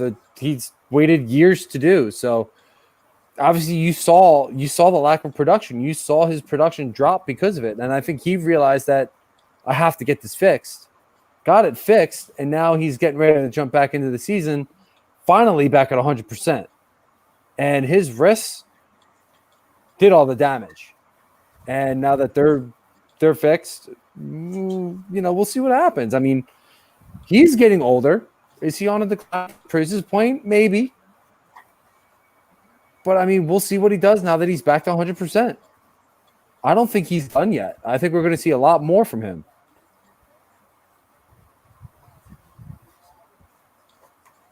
Let's see here. Prism did go on to say Crosby is on the decline without a doubt, but I don't know if he's washed yet. Again, I don't necessarily think he's on a decline. I just think he wasn't healthy. Well, I think this he's season good. I think he'll be fine now. I mean, we'll definitely find out now. Yeah, this season will tell us. Yeah, if his point production isn't where it should be, which is in that 90, 80, 90, 100 point range, which I'm going to focus more around the 80, 90 more than 100, because that's really reserved for Draisaitl and McDavid. We'll see where he is. I mean, if he scores anything less than 80 points, I will agree that he's on a decline. But right now, I don't know if I can say that because he wasn't healthy before. This was the talk about the wrist injury. He says maybe Ben Simmons can get his wrists fixed and maybe he'll shoot a jumper. I don't know about that, but Ben Simmons just needs to grow a set and take a shot, a little vagina. No, he's back in camp. We got to talk good about him now. Oh, do we? Oh, okay. No, we That's don't. a shame. That was fun while it I lasted. don't follow that. That just sounds like such a mess. Anyway. Well, yeah, good second period for Pittsburgh. You got 2 early goals. Dayton Heinen getting the first one, and Brian Bull getting the second one off of 2 turnovers. It's a good start for Pittsburgh. I think coming out and getting a 2-0 lead in that second period was huge for them. They're carrying the momentum. They really are. They're spending a lot of time in Tampa's zone. Tampa's been sloppy the majority of the night. And it's kind of what it is now. I mean, they just need to keep up the pressure. They need to stay in Tampa's zone and keep Tampa off the. They got to stay out of the penalty box as well. And we know how good that power play can be. Tampa Bay just needs to. They need to figure it out. 15 shots on goal. I mean, I'm a big believer, and it doesn't matter the shots; it's the quality of shots. That's what matters more. But Tampa Bay's got to wake up here in the third period if they want any chance of winning this game. Well, which is distinctly possible, but you got to like the way the Penguins are coming out here, minus Crosby, minus Malkin, and playing a really aggressive, assertive effort, keeping the play down in the opponent's zone, which is the best form of defense, you know what I mean? And then potting 2 goals when they can there, if they can keep this workmanlike effort and then you get the Stars back, I already had them picked as a contender for the first wild card, but they could creep into the top 3 discussion as well. Yeah. And Dan, I mean, typically we use hockey sticks to play hockey with. I mean, I don't know what you guys use them up there for, but I mean, I don't use them as crutches. I use them to play. I think it's more just to let people know that hockey's a sport in Carolina because they don't understand that Carolina actually has a hockey. I don't care if they think it's a sport in Carolina.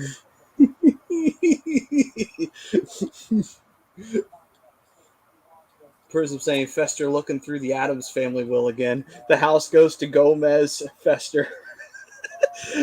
There, Brian. I took a shot at someone else for a change. Damn time. No, it's no lies detected. But yeah, I'm looking forward to this other game tonight too. I usually don't stay up late anymore because I'm an old man, but it's going to be a late night tonight. It's worth it, man, because tonight it's going to be fun. The Golden Knights and the Kraken, both of the expansion teams facing each other tonight. Should be interesting to see that. And then Anthony was saying Ben Simmons will fake a wrist injury and steal the money the Sixers gave him for his new house and horse. Yeah, listen, he hasn't even faked the wrist injury, and he's already doing that. That's a good point. He's got a new house with the baseball court in LA that he doesn't even use. Let's see. Lightning Pen has good team. Dude, kids. Let's see here. Not whores. Of course they do. Not whores. Professional women. Come on. Enough of that misogynistic talk. We'll have none of that here. This isn't the Las Vegas Raiders. Come on now. Working girls. Professional. No, we're not doing both games, Chris, but We'll see where we are as far as when this third period ends, but yeah, I mean, I'm not bashing either team here because both teams. The Lightning are a good team. It's game 1 of 82. The Lightning are going to go up from here. I mean, even if they had a slow start last year and wound up winning back-to-back Stanley Cups. This isn't an issue. It's Tampa's going to figure it out. They're going to fix it. It's game 1. I'm not worried. I'm not saying that they're not going to even make the playoffs, or I'm not saying, but they have to wake up. They have to figure out a way to get back into this game. All the games count. You can't win the Stanley Cup in the first couple months, but you can certainly lose it. So, and that's the only reason why I'm saying they need to wake up and figure it out. And they will figure it out. It's a matter of time. It's just they just don't look good tonight. They're just sloppy. It's probably just a hangover. It is what it is. Guys. Breaking news: Nate McKinnon tests positive for COVID. Is out for the Avalanche's home opener. Ooh, that's not good at all for the Avalanche. No, it's not. But I think they'll be all right. I think they're gonna trace them and see where it went, and they'll be all right. Yeah, as long as he's not too symptomatic, he'll be back soon. Got to clear the protocol. That's all. Yeah. Jamin Floss saying the Penguins missing 147 points out of the lineup tonight. Crosby, Gensel, and Malkin. That's what I was saying, Jim, and they still came out and put out this effort so far through 2 periods. Real strong effort, up 2-0. That says a lot about your core of your team right now. I hate on the Penguins all the time, i.e., but I'm going to call it like it is. I mean, it's a deep team. And that's exactly kind of like my point. Like we're Penguin. A lot of people. I want to necessarily say a lot of people that I know have written them off, but it's the Penguins are still a good team. Like they're not going anywhere. They're missing some key players, yeah, and they're pretty handily beating the defending Stanley Cup champions right now. Yeah, the score's only 2-0, but if you look at some of the other stats, time of possession, one of the big ones. Pittsburgh's been spending a lot of time in Tampa Bay zone. That's how you win hockey games. You get a lead, and then you keep the pressure on. And that's what they're doing. They got a lead, and now they're keeping the pressure on. And that's what they've been doing all night. And if they keep it up, they're going to beat them. And that's why I'm saying Tampa Bay has to wake up. They have too much firepower on this roster to be getting shut out by Pittsburgh. And I don't think Tristan Jarry is that great of a I don't think that Tristan Jarry is good enough to beat him. I'm not Uncle Fester. I'm Sarah Jessica Parker. Well, it doesn't matter. I'll take it. I guess I'll be cousin it.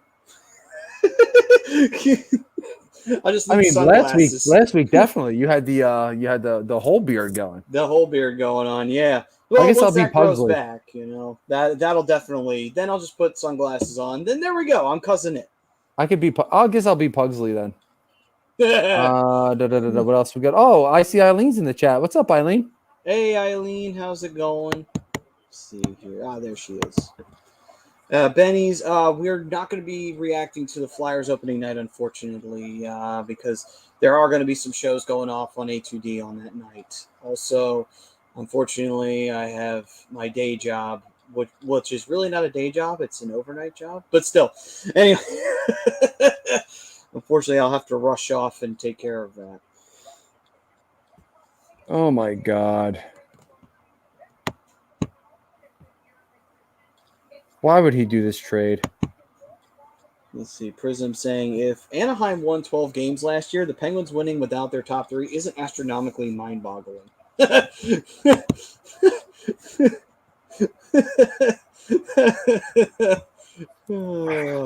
I swear, I do fantasy football with some stupid people. Anyway, let's see what else we got going on here. I'll be honest. Jim on YouTube saying, "I'll be honest with you. Penguins fans would have been happy with 1 point tonight." I would have been. It's. Yeah. The other guy, Dan, is Rob. What was I going to say?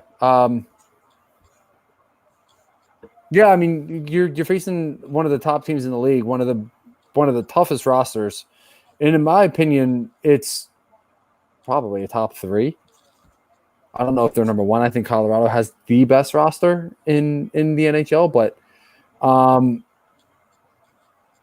mean, just to be real, Tampa Bay is the top 3 roster. They have one of the best teams. They have the best goaltender in all of hockey. So for Pittsburgh to be up 2-0 right now, I think is huge for them.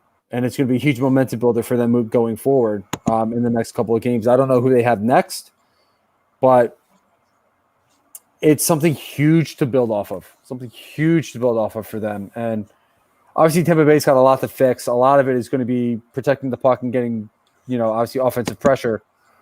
Because like I said, after that first period, it's kind of been all Pittsburgh. It's been all Pittsburgh, and they need to figure out a way to get some momentum, and they have to do it early in the third period if they want to stand a chance at climbing back into this game. So, quick question. I'm not sure if they do. Brad, do you know by any chance if A2D, if like Philly Drinker sells yoga pants? For I don't A2D? think so, but she's making a crack at my yoga pants thing from earlier.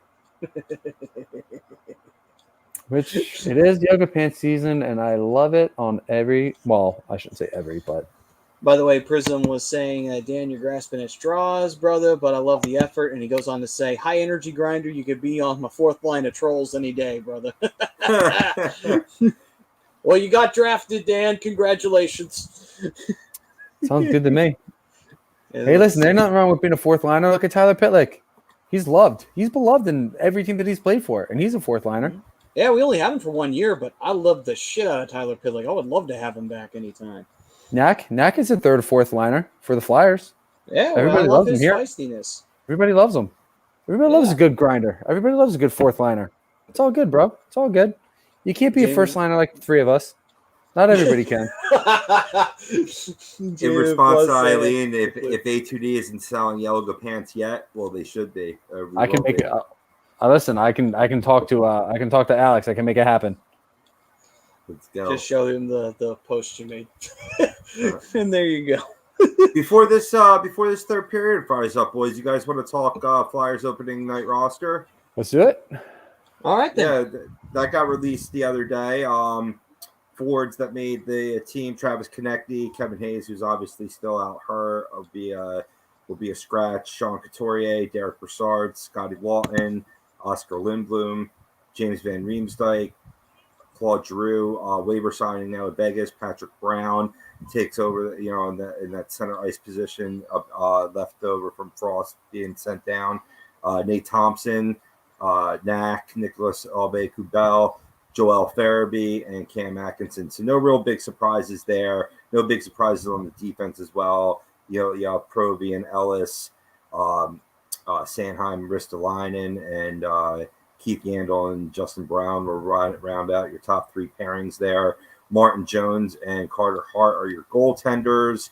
And these players were placed on injured reserve or injured non-roster. Ryan Fitzgerald, Igor Zamula, Samuel Moran, of course, Wade Allison, of course, as well. We talked about his devastating injury a few shows ago. Tanner Lazinski, Zayd Wisdom, a fine young draft pick. Excited to see him play once he gets healthy. And Cooper Zech, a depth defenseman for the Flyers. So, boys, we touched upon Frost. Are there any other disagreements with this roster, or is this pretty the way it was going to go? That's pretty much what I thought it was going to be.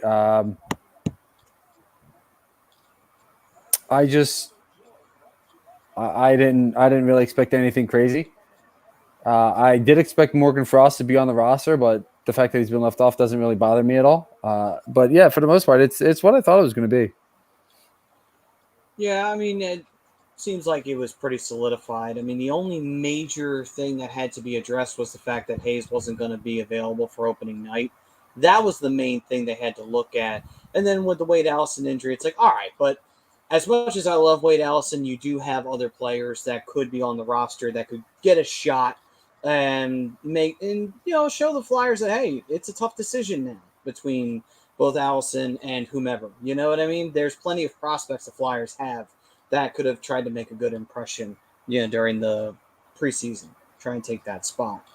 But Yeah, nothing drastic in terms of that. So should be a solid lineup. Everything should be good to go for opening night against Vancouver.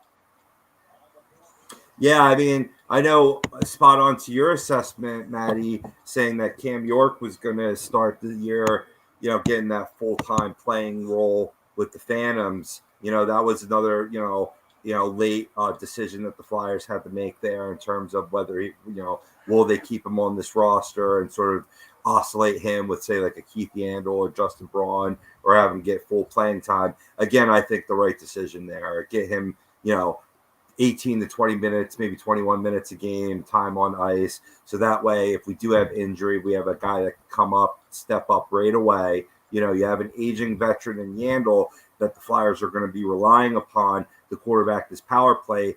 If he should go down or need some respite, Cam York can slide right in there and quarterback the power play. So, it's a good dynamic that the Flyers have right now.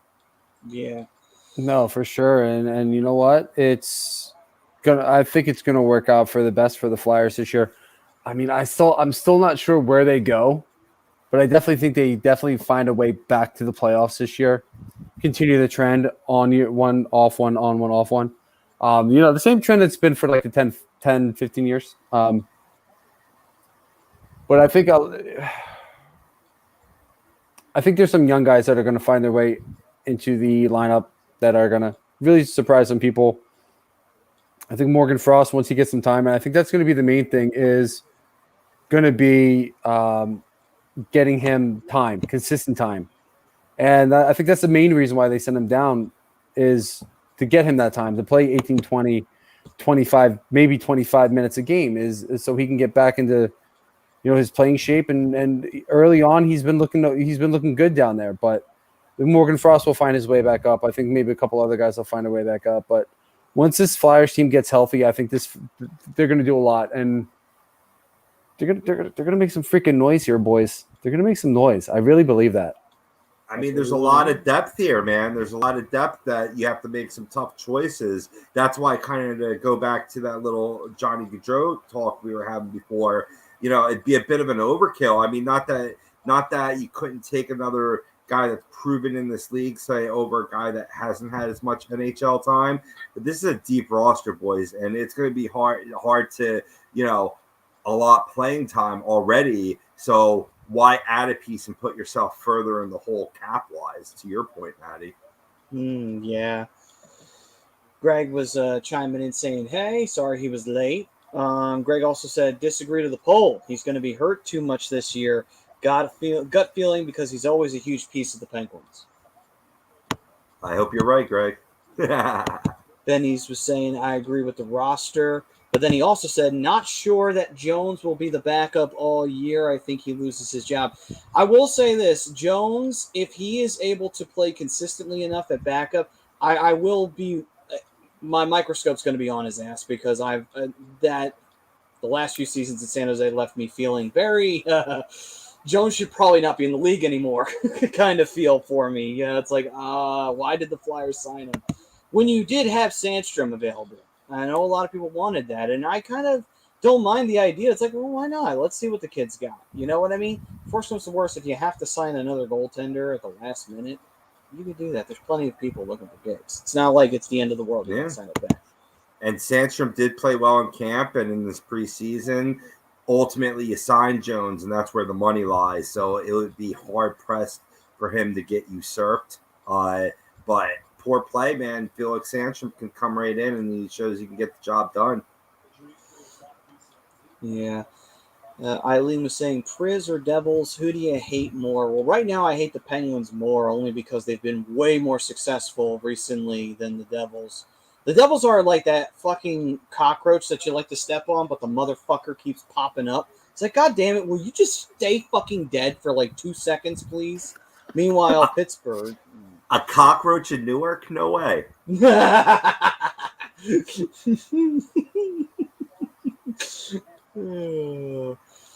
Yeah, they're not entity at this point. I would even put the Rangers ahead of them in terms of like hatred rivalry right now. But yeah, it's got to be the Pens interstate rivalry. More successful, absolutely.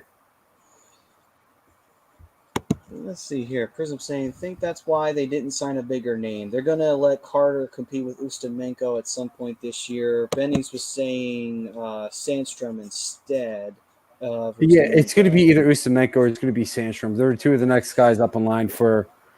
I don't Weird. want to necessarily say the starting job. Obviously, you want that to be Carter Hart, but Yeah. you have two guys who could be necessarily starters in the NHL in the very near future, Weird and it's to. going to be huge. It's going to be huge. I mean, you got to figure out you're going to have to move one of them at some point. You can't carry three franchise goaltenders. No, you're right. Weird, though, to think that Ustamenko didn't play in the preseason. Was he hurt? Because I don't ever remember seeing anything about him being hurt. I think he was. I'm pretty sure he was. Okay. I'm going to double check Okay. that for you, but I think he was. Because I saw Urson, who's like fifth in the pecking order. I didn't see Ustamenko, so I was like, wow, I'm seeing Urson. I did not think I'd see Urson in the preseason. But he played well though in the one game he did play in, so it wasn't like he played badly or anything. Out 4 to 5 months with the torn labrum. Okay, so yeah, he was hurt. All right then. Boy, Oh wait, that was Ustamenko, as of 2020. Why are they showing me so many old articles? Oh, yeah, that happens sometimes with hockey searches because for some reason they don't like to update that shit. Thank you, Internet. It's good to know you don't like hockey. Anyway. Fuck you, internets. It's Spanish. Oh, wait. We're on the internet. Damn internet. But yeah, I agree, Jim. They could easily do that, and that might be smart on their behalf to get that money and be able to sort of find that utilize that loophole as Tampa Bay did last year. Wound up being pretty successful for them.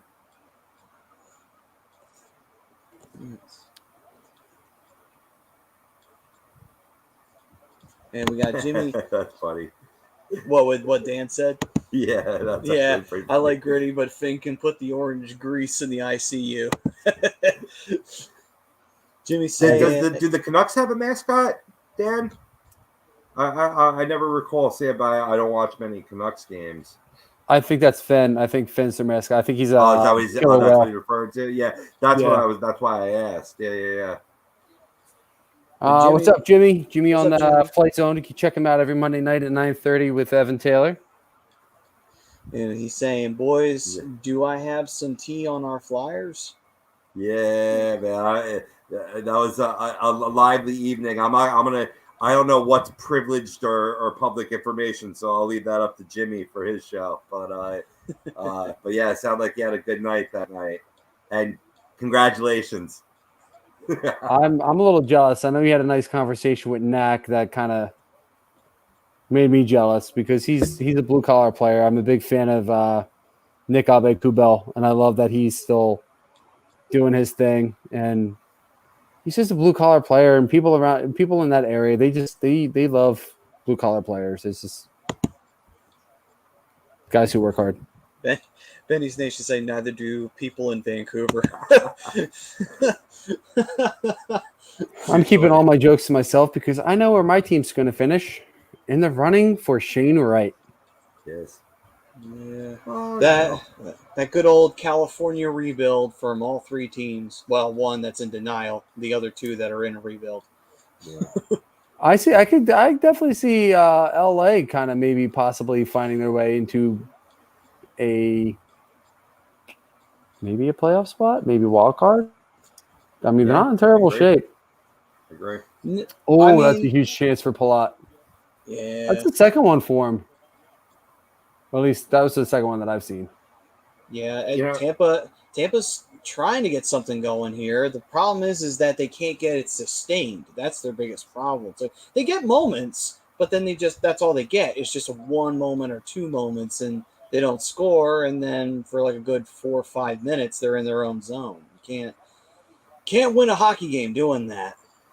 No, I mean, no, Greg, I don't think you're getting your 4 goals from Tampa. They haven't exactly sustained much pressure in the offensive zone, haven't got many good scoring chances. Great glove save there by Jari. It's been a slop fest for Tampa Bay early on here, and even later on. Pittsburgh they've got momentum and they're holding it in their own, and they're not giving it up. They're not giving it up at all. They keep sustaining some of that pressure. Tampa Bay's done a little bit of a better job because their back's against the wall now, so they have to score some goals. But I mean, it's still Pittsburgh's game right now. I think they still have a lot of the control. Yeah. And Jimmy went on to say, disagree. This is a year he falls off the cliff, in words of Stephen A. Fuck Stephen A. Come on, Jimmy, you're better than that. Stephen A's such a douche. I can't stand him. And Greg saying, took the puck line minus 1.5 on the Lightning. It's probably not the good thing. What was the over-under? Just out of curiosity, Greg. By the way, when you boys coming down to come see me? Jim and Flaw saying Penguins were a minus 11. 2 goals was a plus 750 tonight. Yeah, no, that's true. That's true. No, minus 1.5. Oh, okay. Yeah, he minus meant 1.5 goal on goals. Oh, did that hit the post? Oh, helmet's off, so he's got to go off. Yeah.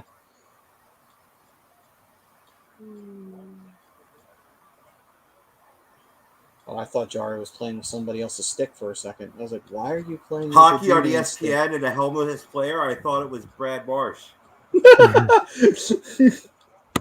And then Greg saying, I think it was 6.5.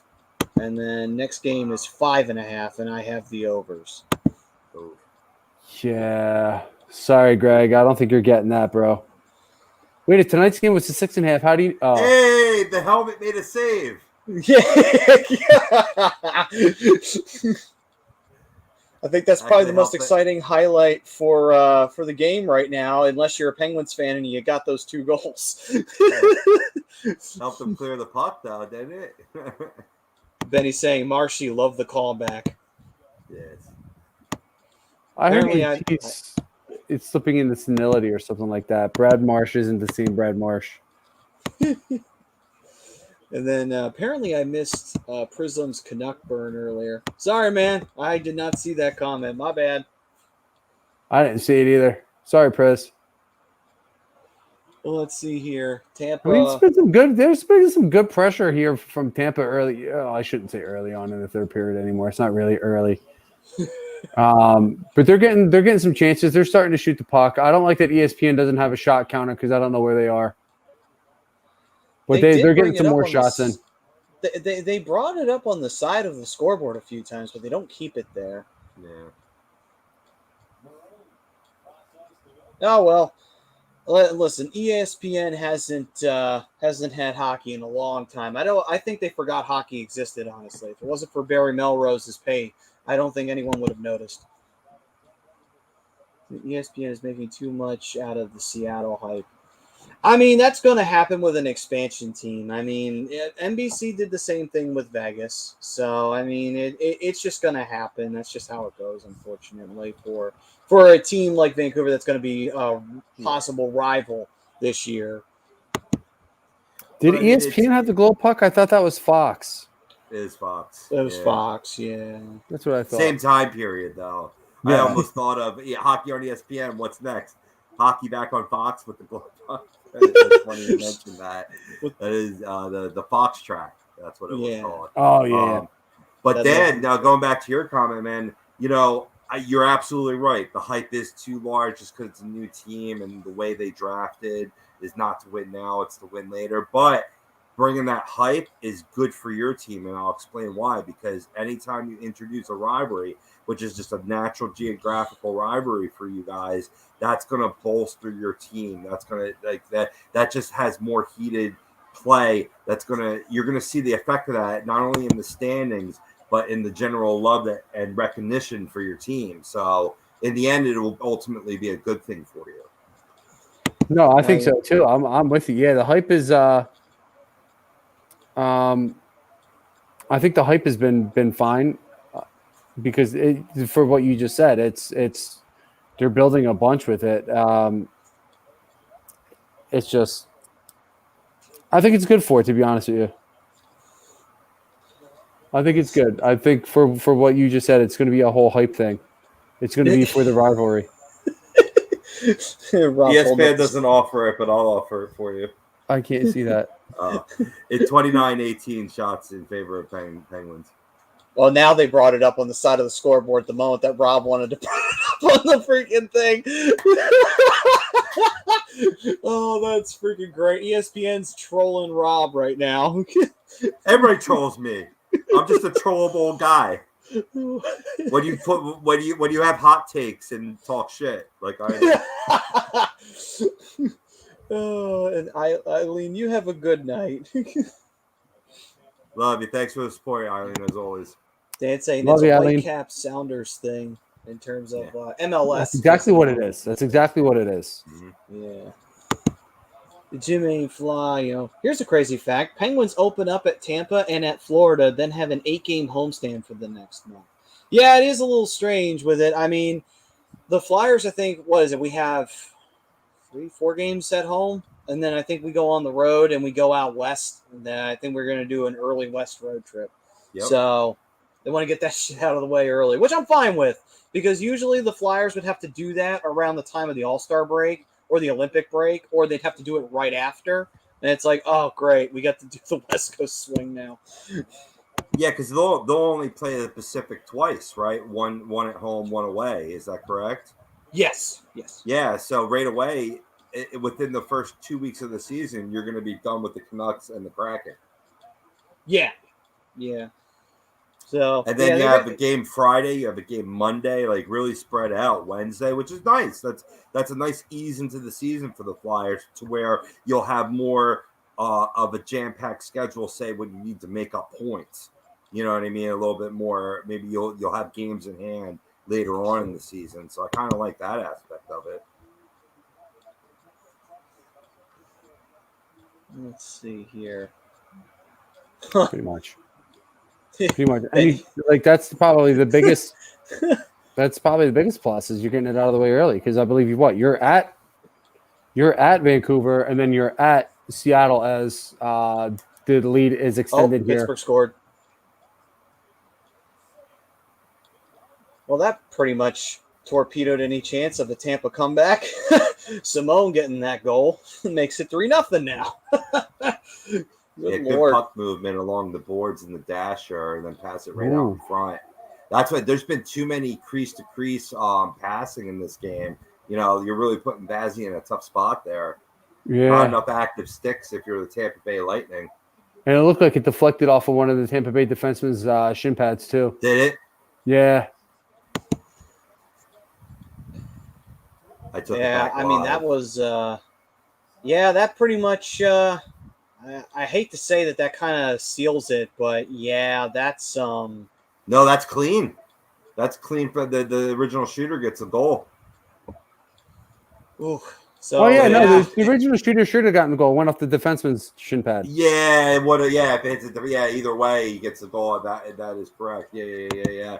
I was thinking it was initially deflected up front, but the point remains the same though. They're not clogging those areas, and you have an easy screen situation that results in 3-0. Like, I'm not seeing the same type of defensive fortitude from this team as last year, because to your earlier point, Brian, this isn't the same team that just won the Stanley Cup.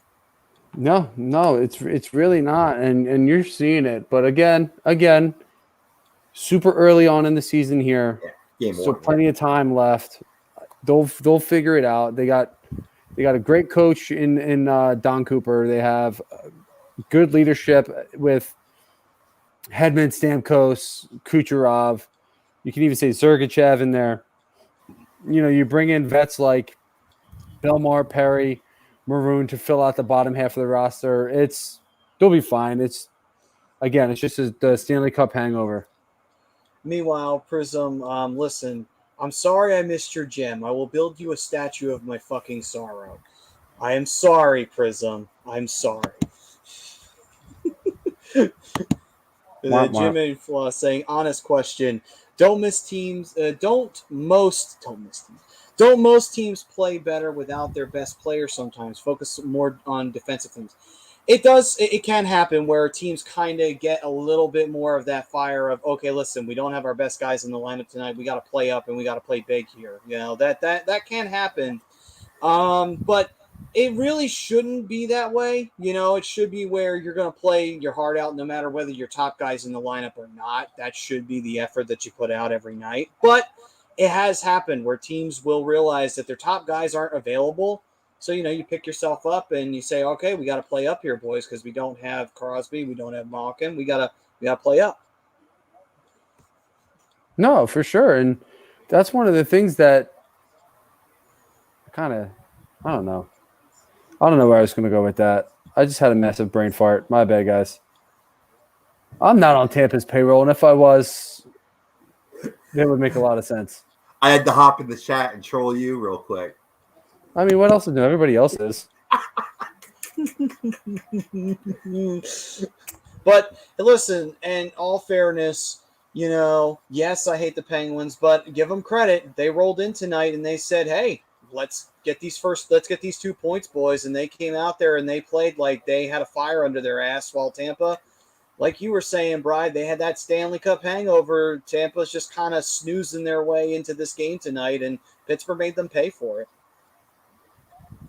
No, for sure. And that's a big thing here is turnovers. Turnovers were the big story here. What's up, Don? Don.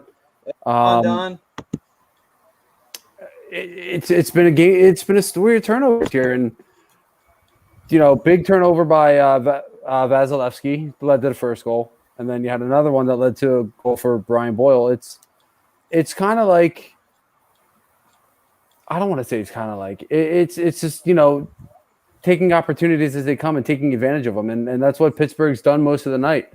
I mean, let's be real. Like, we've been saying this most of the night. Tampa didn't come out with the jump. Pittsburgh did. Pittsburgh has kept Tampa Bay in their own zone the majority of this game. Tampa Bay's had some good opportunities, but they had no finish. And here's the thing. Pittsburgh's got the finish, and they've pretty much kept Tampa Bay in. A lot of it is due to sloppy play, but, they're keeping control of the puck, and that's how you win hockey games. That's how you beat teams. And I think this is going to be a little bit of a blueprint that we're going to see on how to beat Tampa Bay, and it's having them, force turnovers. It's kind of like seeing how teams are starting to mess with the Kansas City Chiefs now. The Tampa Bay Buccaneers set up the blueprint in the Super Bowl, and now teams are starting to run with it. They're seeing how to shut down Patrick Mahomes, and now you're seeing the Chiefs aren't as explosive as they were. Granted, they have a lot of injuries on defense. But Patrick Mahomes isn't as electric as he was. He's always been reckless with the football, but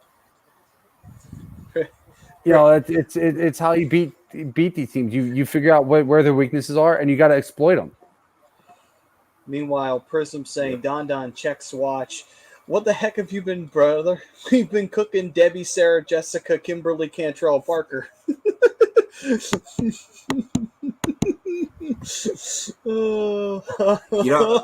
What's funny is as Pris and Brian well know, I've been binge watching The Flash while working, and when I read this comment, I immediately read Jessica Parker Kennedy because I'm in love with her. But anyway, go on, proceed. Oh, Nora. Yeah. And meanwhile, Benny saying, wait. Have you ever seen the show? What was the show? Black Sails. Yeah. She's in that. Yep. A lot of times wearing nothing. What? Yep. I saw a couple episodes of Black Sails. It was a good show. It really was a good show. It was entertaining. I have been meaning to dive into it. I just, there's a million shows that you got to watch, and it's like, shit, I don't have time. The show and warm-ups for the inaugural game of the Seattle Kraken here. Giordano. Yeah, the first ever captain in Kraken history. What do you guys think of him being named the captain? I think there's really nobody else to put it on. Yeah, I don't really see anybody else who could take that. I mean, a lot of their roster is a lot of guys who have a lot of talent, but I mean, some of them are also somewhat unproven and some are proven, so it's kind of like Giordano's the most proven out of all of them. Besides, maybe Grubauer as a goaltender, but you don't make a goalie a captain, so you kind of unless you're Roberto Luongo. Yeah. Stamkos has been in the same place that Kucherov has been. He's been in the same place as the rest of the roster. They're out to lunch. or dinner. They're still hungover from their, especially Kucherov. He's still hungover from his Stanley Cup celebration, probably from being drunk all day. And Benny did bring up a good point. Pittsburgh did play a perfect road game tonight, which they did. And Jim and Fluss saying Tampa has played a ton of games the past 18 months. Don't you think that catches up to the body eventually? Oh, yeah. It definitely 100%. No, catches for up. sure. Shorter Like I said, off there's- season, too. And that's kind of where the Stanley Cup hangover comes from. Is it's not necessarily the partying they do afterwards. It's everything leading up to it, and you getting to that point. It's been a shorter off season than normal. Stanley Cup was usually raised in June. I think it was July when it got raised. So you had 2 months off instead of getting 3.5. Yeah. And then you're right back to work. So yeah, no, absolutely, Jim, 100%. It does take a toll, but these guys are professional athletes. These guys are literally built for this. So, and it's, I'm not making any excuses for anybody, but like I said, there's a hangover here, and you can see it. But Pittsburgh had a little bit more rest, probably by like a couple weeks. Some of these other teams are going to have more rest. It's like, again, I'm going to jump back to football here. Everybody wants to use the shortened preseason as an excuse for some of these teams having slow starts. What about the teams that are having fast starts? They all have the same amount of rest. You know what I mean? So, I get what you're saying, but in that same breath, everybody's essentially running off the same amount of time, same amount of break. The only difference is a matter of a couple weeks. Yeah, Don. I'm hoping somebody picks up Bobby Ryan too. Benny, anyone else gonna have a tough time watching Giordano with his helmet on? Hey, don't knock on us, Baldies. Come on now. I would take offense to that if I actually shaved my head, but I don't. Going back to that point with naming Giordano captain, I think that even if you had some other prospects, I think he was a clear-cut option, not really others to choose from. But even if you did, I like his veteran leader. I think he's ready to be a captain because you could have easily thrown it on a young guy too, a guy that's going to be a captain with this team for a longer period of time than Giordano. But I think going the leadership veteran route definitely the way to go. But he's like I said, he shows a lot of leadership ability in his hockey. Oh, there's one. There's one. Who got the first one for Tampa? Deflected from the point. That's what they got to do at this point. And this is Lightning team can do is stamp it. So there's 91. He was taking the handshakes. Looks like it was Cirelli. I think he got a Cirelli's the first one taking the handshakes on the bench. Yeah, it looked like Stamkos was taking the handshakes in the before they hit the bench. But yeah, definitely. Stammer may have gotten a help. I think he got a helper. Yeah. Yeah, deflected Cirelli. Yep. Oh wow, Tampa scored. And they pulled the goalie too. No shutouts for you. They have the goalie pulled too. They pulled him at like 6.5 minutes, which is kind of crazy, but they got plenty of time. Now they're down 2 with 5.5 to go. There's a chance here, boys. There's a chance. I don't think it's very good, but there's a chance here. That goal is definitely going to give Tampa Bay some momentum. They just have to be able to build off it and not let Pittsburgh respond. Well, right now, Pittsburgh. Oh, wow. I actually thought for a second they scored. I thought, oh, my God. That would have made me laugh. I'm not going to lie. I'm telling you. Nice pass. Cross ice to Sergachev. I'm going to keep going to the well, but this is a quick striking team. Game, set, match. Empty netter. All right, that's it. Who's that? Who's wearing 53 for them now? Is that McGinn? Empty netter, huh? Wow, pulled the goaltender with 5 minutes left. That's a ballsy call. That is a ballsy call. I mean, Tampa Bay scored with the goaltender pulled. That was what are they doing? That was terrible. That was horrible pinch too. And that just. We had 2 guys there. I mean, you had Stammer covering the point, but if Stammer loses his balance and hits the ice, he can't control the puck. Right. I know. It's just That whole thing was bad. Oh, they already had Bazzi pulled when they scored that goal, Brian? Is what Yeah, you were buddy. saying? Yep. Oh, I didn't. Oh, so it's probably like 5.5, 6 minutes with them pulled. Yeah, that's wow. that was nuts. That's a bold move, Cotton. It didn't pay off. No, it did not. Well, it paid off that first. That first it paid off, but you pretty much went from 3-0 to 4-1. So in the end, it's a wash. You literally just traded back the goal. He's like, well, can we get one at least? Yeah. I was like, all right, you can get one, but we got to score right after. Like, okay. All right, let me ask you a question real quick, Robbie. Guys offer me a trade right now in fantasy football. Okay. Mac Jones, he's asking from me. Mac Jones, looks like Scary Terry, Joe Mixon for Najee Harris, a first and a second. Pittsburgh's offensive line is trash. Yeah, but Najee Harris is. Yeah, he's skilled. He's got. Is this a keeper league? Yeah, dynasty. Oh, dynasty. Yeah, that's different because that O line could improve over the years, and Najee has shown a great, ability to catch the ball out of the backfield. Who are you giving up again? This is his offer, not mine. He's asking for Mac Jones, Terry McLaurin, Joe Mixon. No, you give up. Yeah, I would. You see he's giving you back high draft picks too, so you can potentially select studs of the future. But I would kind of want another stud now, and the picks because you're giving up. Joe Mixon is young, Terry McLaurin is young, Mac Jones is young. I mean, will Mac Jones be maybe like a top 10 quarterback in this league? I don't know. The verdict's still out on that, but I would need more. And I'm not the big Najee Harris fan either. That's kind of what I figured. I was kind of leaning towards no since he threw Terry McLaurin in there, and he's a top 5 receiver. Yeah. Don saying the same thing. Nope, declined. I wouldn't do it. That's why I love you guys. That's why I love you guys. You guys give me honest. And Dan saying our NHL tickets in the U.S. are ridiculously expensive as they are up here. $100+ per ticket, $80+ in the nosebleeds. They're not that bad in the States, depending upon what market you're in, too. Like Philly, they can get a little pricey, but it's lower you go, the more expensive they get. The nosebleeds aren't that bad. They're not nearly as expensive as 80. But yeah. I mean, it depends on the market. It depends on how good the team is. Like I've gotten fairly cheap Flyers tickets. I've gotten fairly cheap Capitals tickets. It depends. It depends on where you are. Yo, Clinky in the chat.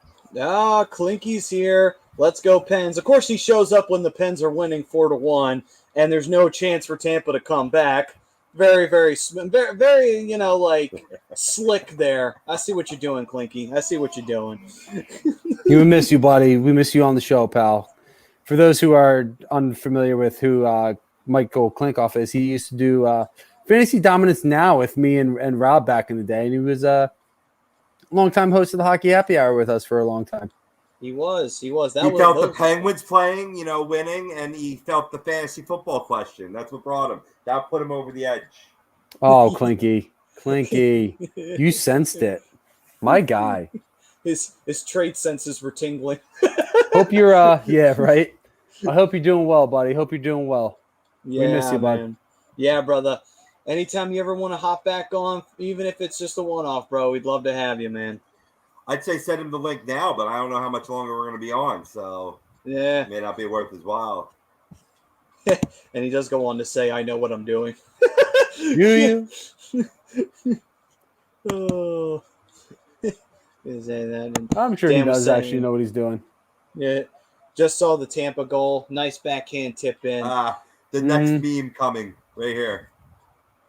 What, the little girl dancing in the Tampa jersey? It's gonna be like the little kid dancing down at the Marlins game. Lifts the shirt up like that. That's gonna be the next one right there for hockey.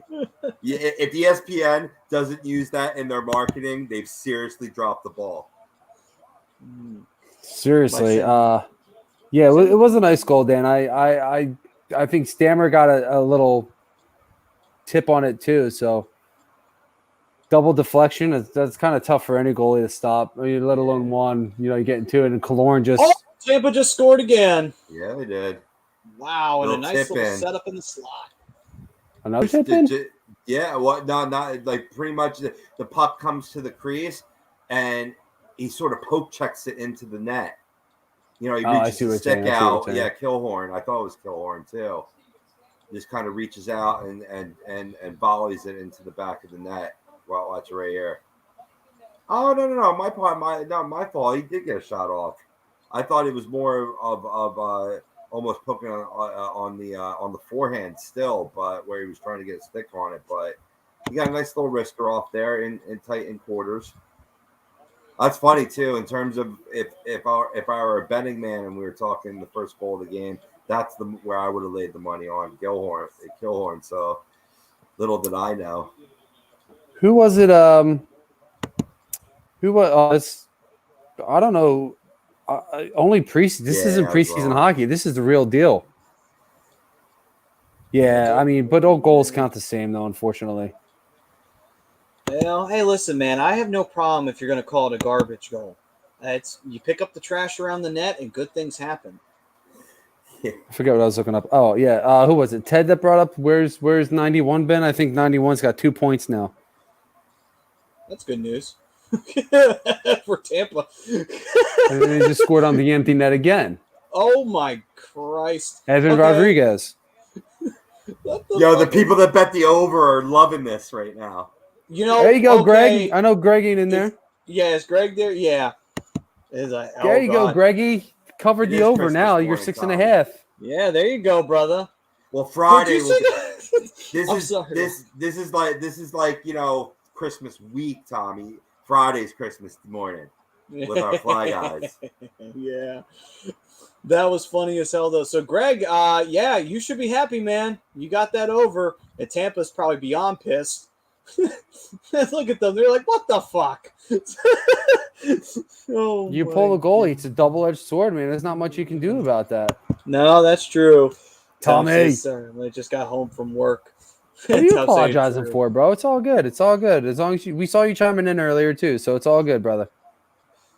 And then we got Don Milakovic has the over on this. I think he's got the over tomorrow night too. Let's see. Clinky saying, honestly thought we would have got killed tonight with everybody missing. There's another. Hey, you know 6'2". what? Jeff Carter. Well, JC. Motherfucker. Well, this escalated quickly. This definitely did. Well, I think the big difference in this game, boys, was defense on defense. Penguins minus some stars, their defense came out and played well, and Tampa Bay's did not. Yeah, for sure. There was some chatter about Vazzy giving up some soft goals. Yeah, they might appear soft, but I think it was a deficiency in the defense playing in front of him, keep putting him in bad spots, having him go post to post, leaving that 5-hole open specifically on goal number 2. Yeah, and goal number 3, you can't fault him too much. I mean, deflections are tough goals to stop. I mean, deflects off of his own player, his own defenseman, and goes 5-hole on him. It's tough because you're going one way, and then all of a sudden, puck goes the other way. It's kind of tough to stop that momentum sometimes. Not making excuses because Vazzy will rebound. This defense will rebound. It is the Tampa Bay Lightning after all. But yeah, I mean. It's like I've been preaching all night. Time of possession is huge when you're playing a hockey game and you have a lead. Time of possession was all Pittsburgh. It was 2-0 going into this period. Mikey, we love you, buddy. Going to the end of the third period, it's a 2-0 game. It kind of like, that's how you win games. You control the puck, you control the clock, and Pittsburgh did that for the most part.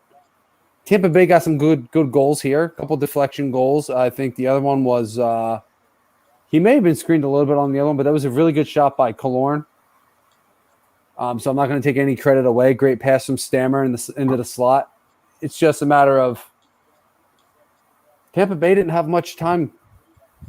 They didn't have much time. They didn't control the puck. Pittsburgh did. Yeah.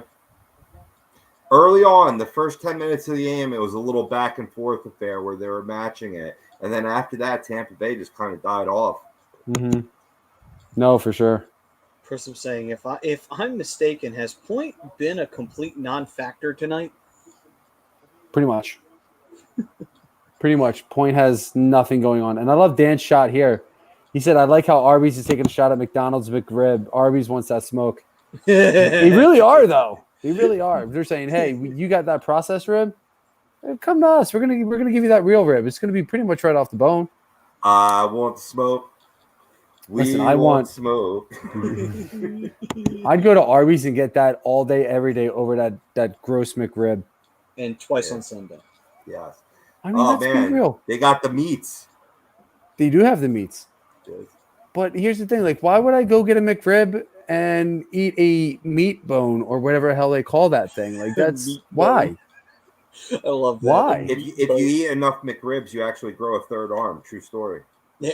If you eat McRibs, Look at Seattle going crazy right now. Or is that? Or no? I'm sorry. No, Vegas. I think that's Vegas. It's Vegas, yeah. But still, though, love the energy in Vegas, man. They always get so hyped for the game. Yeah, and everybody was questioning their one guy specifically. The location. Because their last little venture into the desert was a miserable fucking failure. So it's not like they had a very good precedent in set ahead of them. It's not the location. It's who's running that team. That team's been there for how long now? And they're still shit. That's true. They set the Vegas Golden Knights up for success there. Jersey Mike's is gross, but yeah, it's definitely better. So it's definitely better. It is officially final. Pittsburgh wins 6-2, and Mike Sullivan has just tied Dan Bylsma for the second most wins in franchise history as a head coach. Really? I figured he would have long passed him. No, I just tied him. So there you go. So Dan Bylsma and Mike Sullivan, he continues to outshine Dan Bylsma, which is fine. Dan Bylsma was overrated as a coach anyway. So, all right, so you go right to Vegas. Yeah. Yes. We are right here now in the fort. Which has turned into a really good. I mean, I was with you, Maddie. Like, I was questionable and suspect as well, but man, Vegas has turned into it. I mean, I think it supports when you have other teams in town now. You know what I mean? But it's turning into a huge sports market, man, and it's already been a great gambling market. So that is probably something we should have took into consideration there. Boosh, yeah, guys, we got Boosh and Boosh. We got Boosh and Boosh tonight. We got Neil Bouchagras and Brian Boucher calling this game. That's what I'm all about this one.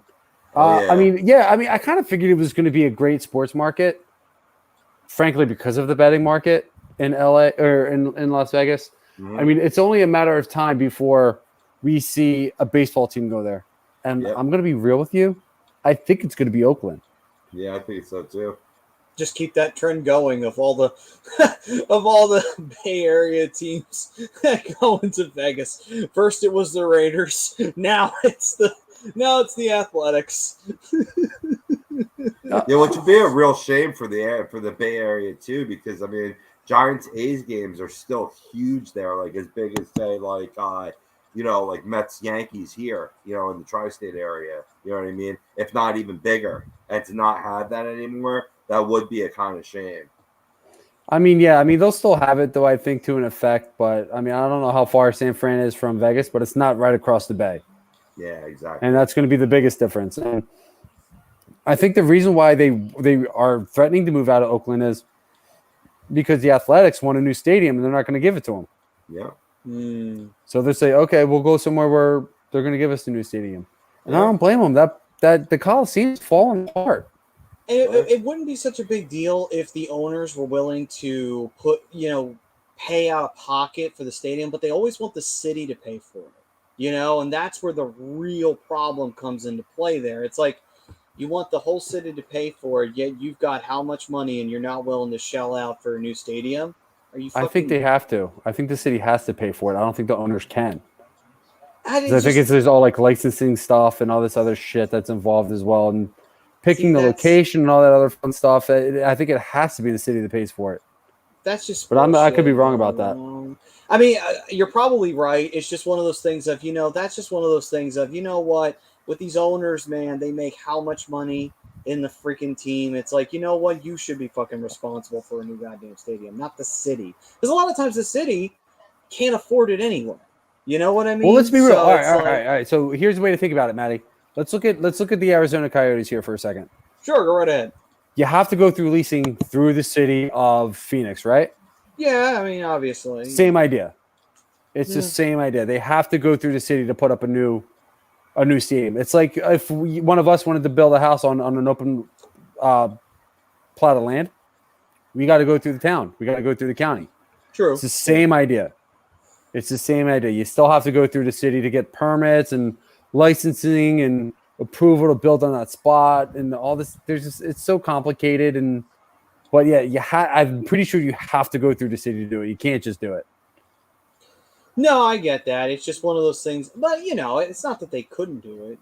That's the shame of it. Because that the possibility's there. It's just, you would just wish that it's like, well, I mean, yeah, there's fans who love that franchise, but holding it over the city's head is just kind of shitty. You know what I mean? It's a shitty thing to do, at least in my opinion. It is. But I get what I mean, if that's the case, and teams are going to be putting up stadiums every couple of years.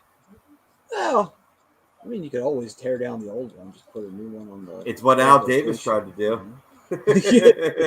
Oh, no, like facts. Seriously. But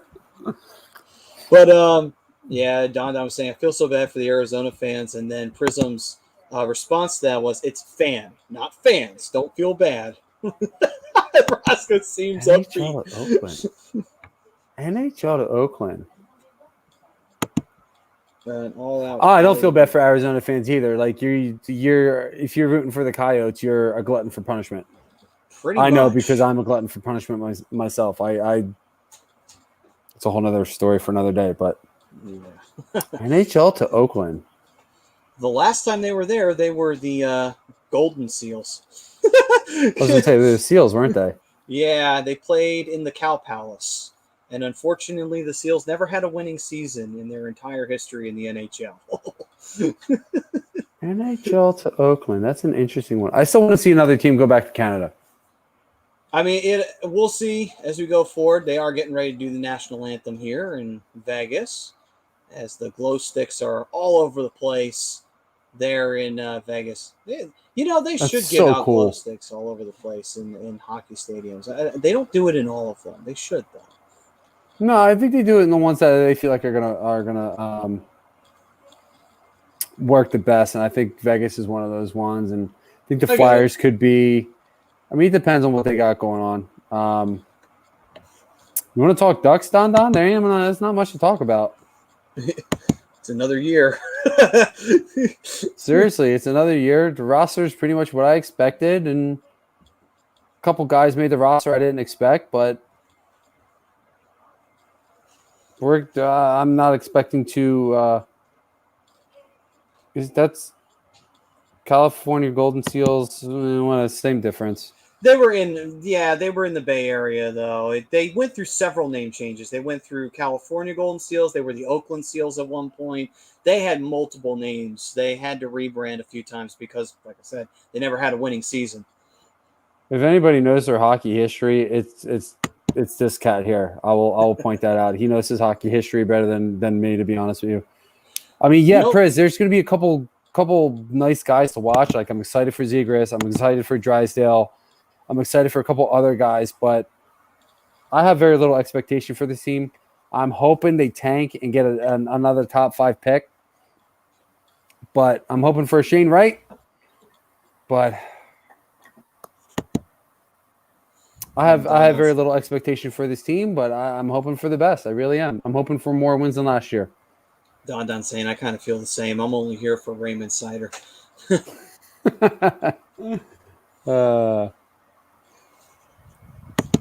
All right, we're getting ready to drop the puck here. Yeah, the top line of Detroit's going to be, I think it's going to be a young, formidable team. It's going to be a team I'm going to be looking to stack for, cheap salary on DFS, I'll tell you that much. until the word gets out. That is.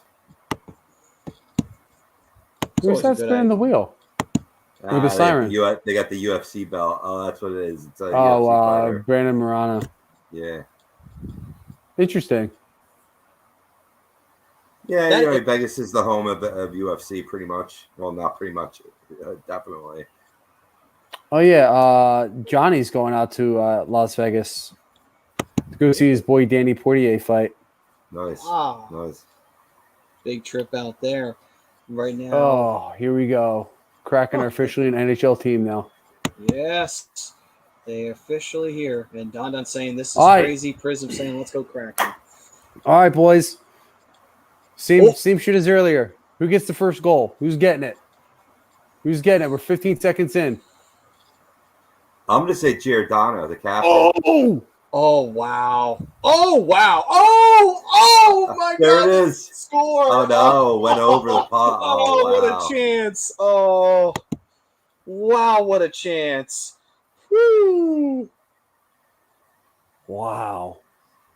Jaden Schwartz almost pops the first one. Yeah. Don. Oh, my God. We got a penalty. It's got to be on Vegas because of that pressure. It is. It's for Trangelo. Oh, okay, then. You know, for some reason, Seattle just it's Jordan Eberle. Sorry. Eberle, but maybe that's the connection right off the crossbar. Wow, I thought that was in. Seattle reminds me of like the Islanders of the West. Now, for some reason, I don't know if it's like the sea theme in their logo or what have you, but yeah, no, I think it's the uniforms because I'm feeling you on that vibe. I'm feeling you on that Islanders vibe. Yeah, I think it's the uniforms. Totally like non-arbitrary sports point, you know what I mean? But just overall vibe and feel that I'm getting off watching their first game here. They're playing hungry. They're playing hot. They're coming out guns blazing. I think if anybody folds Dan, it's going to wind up being the Coyotes over the Panthers. The Panthers actually, when they play well, they actually have some kind of a fan base. I mean, they're still not selling out tickets, but we're selling out games. If they string together a few good seasons, like really, really good seasons where they're competing in the Atlantic Division, they might start finally getting some sellouts. They might generate some buzz for them. But, you know, they have the ability to do so. They absolutely do. I mean, last year we saw that, okay, this team, you know, if they can get their shit together, they can be a very good team. And they fought Tampa hard in that playoff series. They lost, but they fought hard. So the potential's there for the Panthers. For the Coyotes, I don't know what the fuck they're going to do. Well, they're obviously doing well enough to afford a nice high contract for their coach there in Joel Q. So, you know what I mean? Like, that to me marks a team that's actually doing well. Correct me if I'm wrong. They just gave Barkov an extension too, did they not? That is correct. Yes. $20 more million than we signed Couturier for, or Flyers signed Couturier for the same amount. For the same amount. Yeah. Speaking of extensions, Nick Suzuki got an extension today as well. He did. What do you guys think of that? Did you guys hear about the extension? Yeah, it was an 8-year extension. I did not see the price. 7.89, I believe.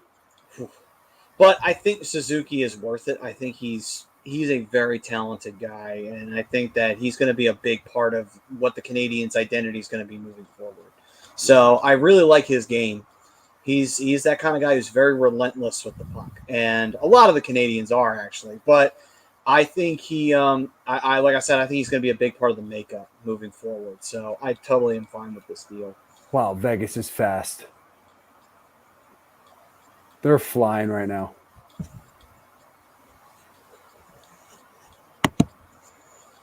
Pacioretty, there it is. There it is. Max Pacioretty with the first goal. Oh, good goal. He sniped that. Wow. He did. Wow. Was that power play? It ended, right? Yeah. Okay. He's a guy that needs to have a big year too. I think he gets traded at some point this year, though.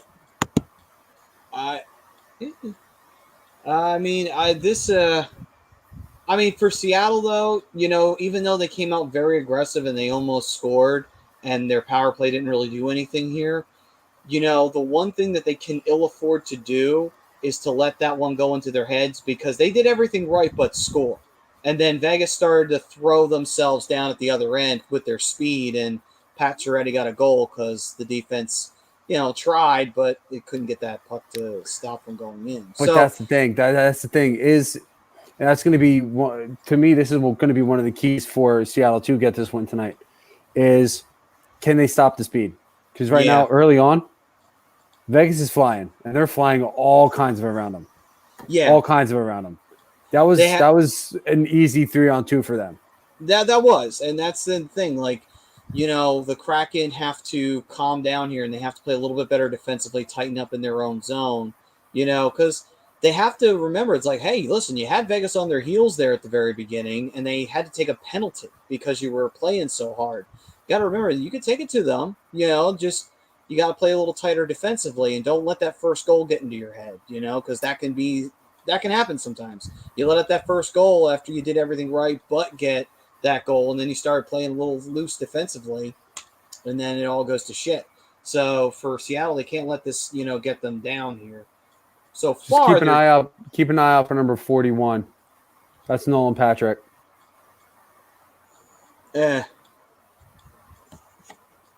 Boo! Boo this man.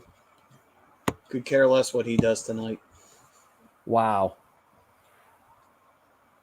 Vegas with an 861 win percentage when scoring first.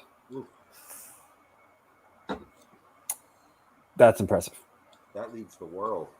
That's Vegas, all right. That sounds like them.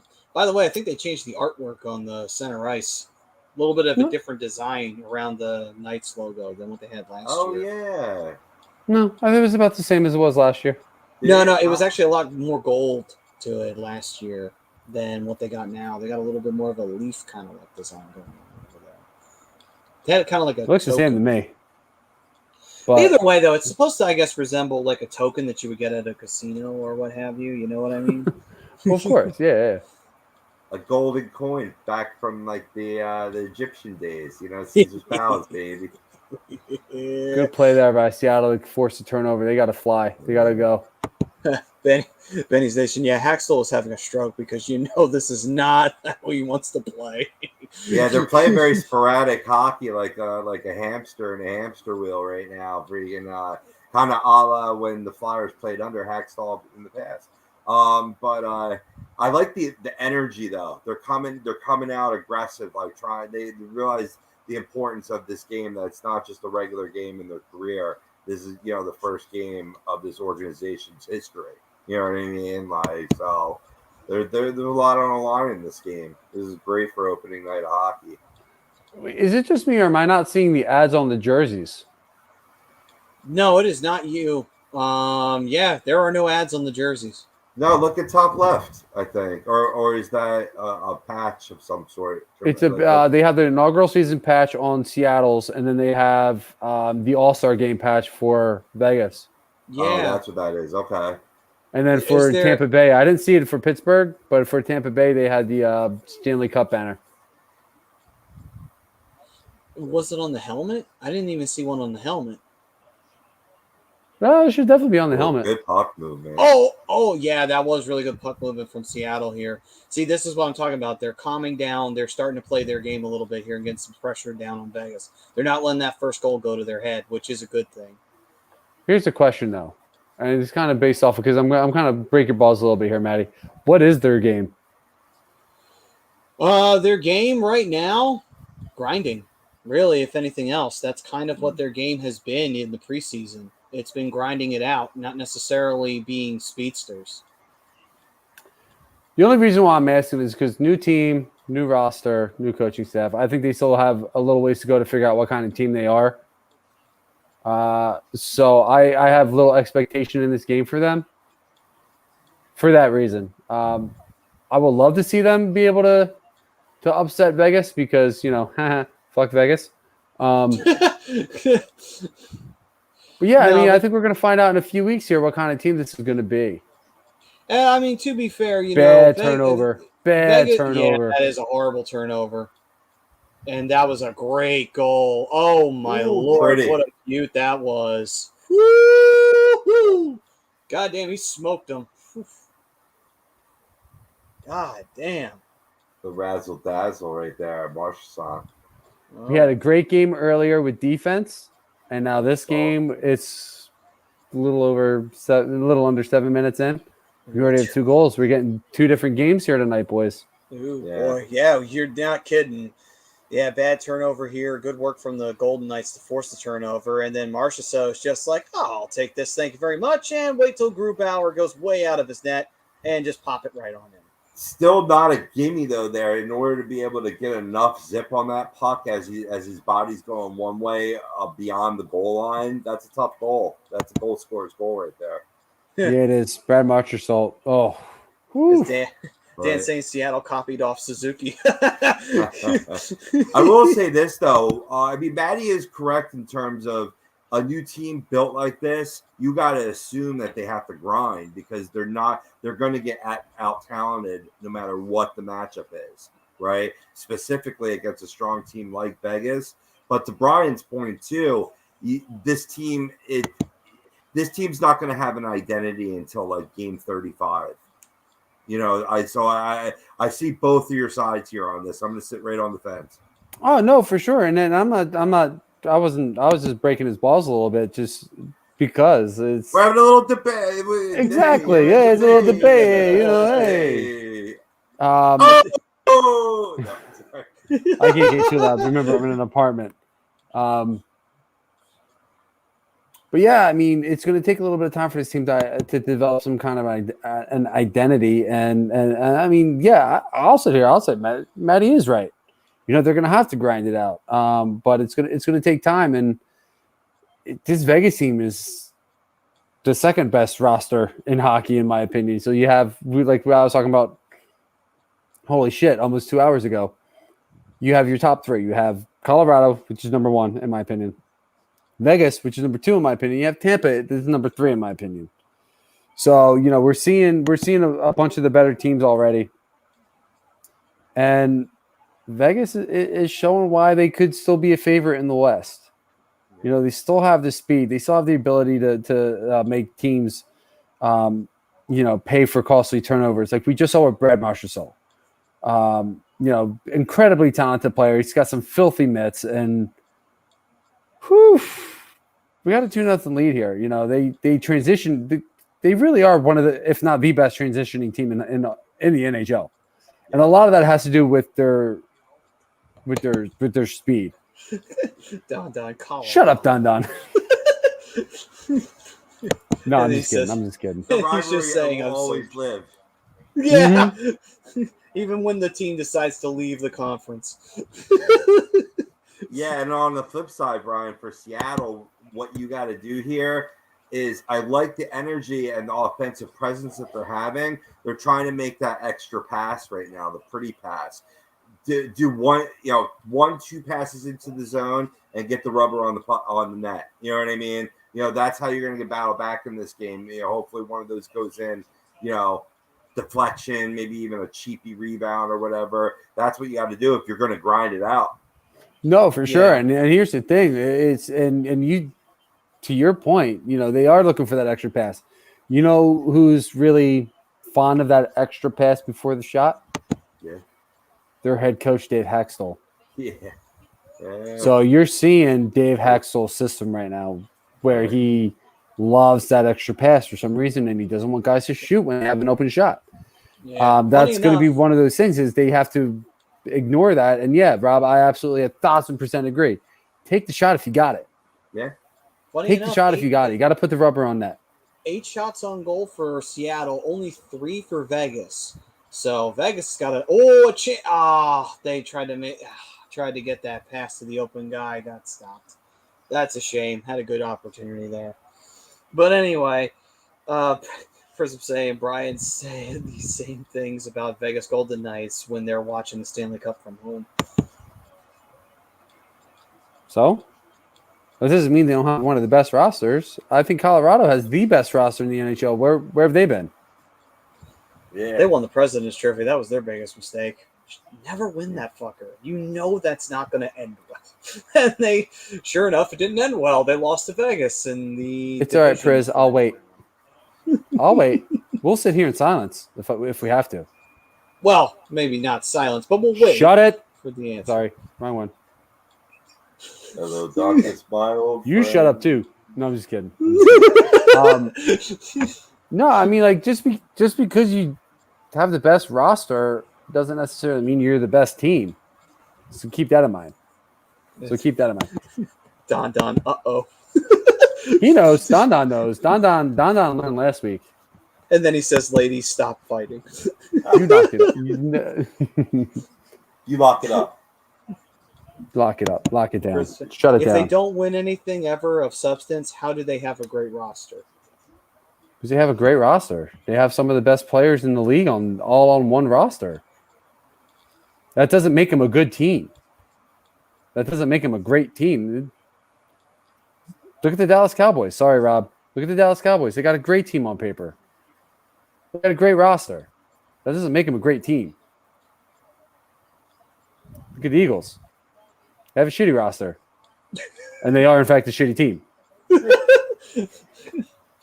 No, it's just, it Just just when I doesn't thought always you work were on off paper. base, you totally redeemed yourself. And I wasn't that off base. And then Prism saying they have solid overachieving roster. And Benny's Nation saying, stop, you're scaring us kids. Benny, mom and dad have to have it out real quick. You have to go to your room. I feel like the kid in the corner, and his dad came home drunk, and his wife's like, "You need to stop doing this to the family." No. Shut up, woman. And then, Again, are we reading John Gruden's emails again? I didn't know we were doing Oh, that. yeah, I probably shouldn't have done that. Is that misogynistic? I do apologize. No, I do apologize. I didn't mean It's to okay. cross the line. it's a hockey show. Listen, man, everything's on the table when it's a hockey show.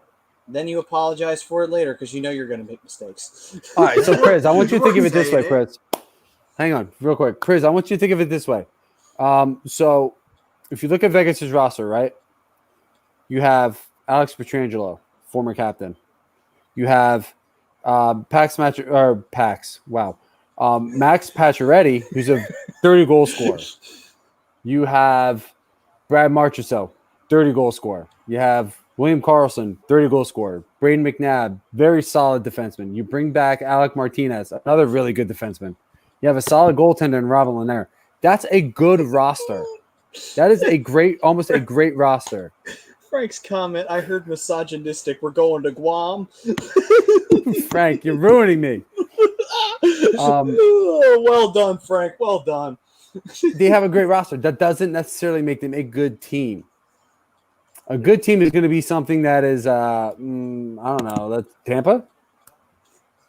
They got a good roster, but they're also a good team because they can put it together and win. If Seattle loses, they fold after this game. Oh, I don't want to see that happen.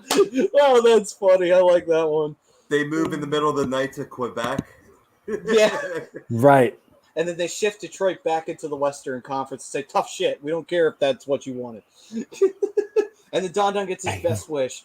Detroit gets to face Colorado 4 times a year.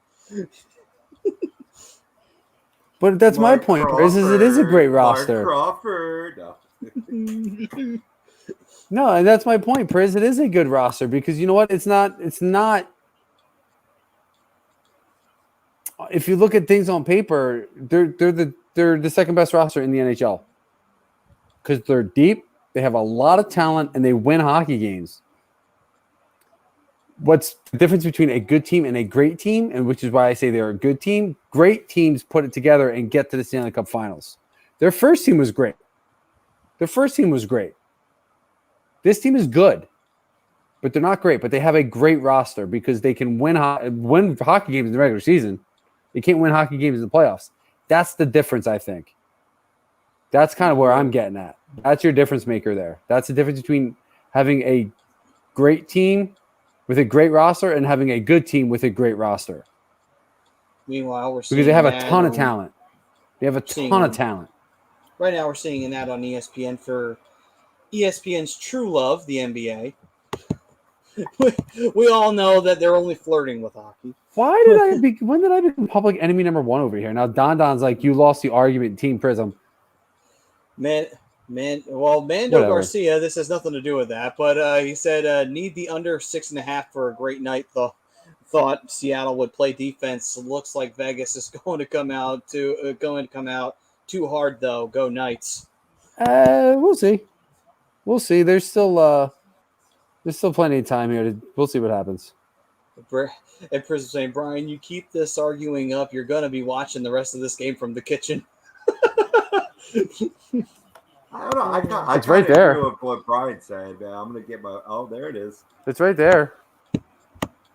It's only about 5 Obviously. steps away.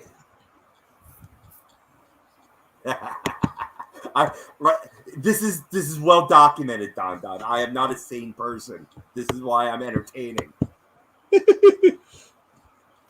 This is I've why been locked me up and and dropped. Pove. I've been locked up by the police and dropped on my head way too many times to be sane. Benny's Nation, Daddy, why is your best friend always over when you go to work? What?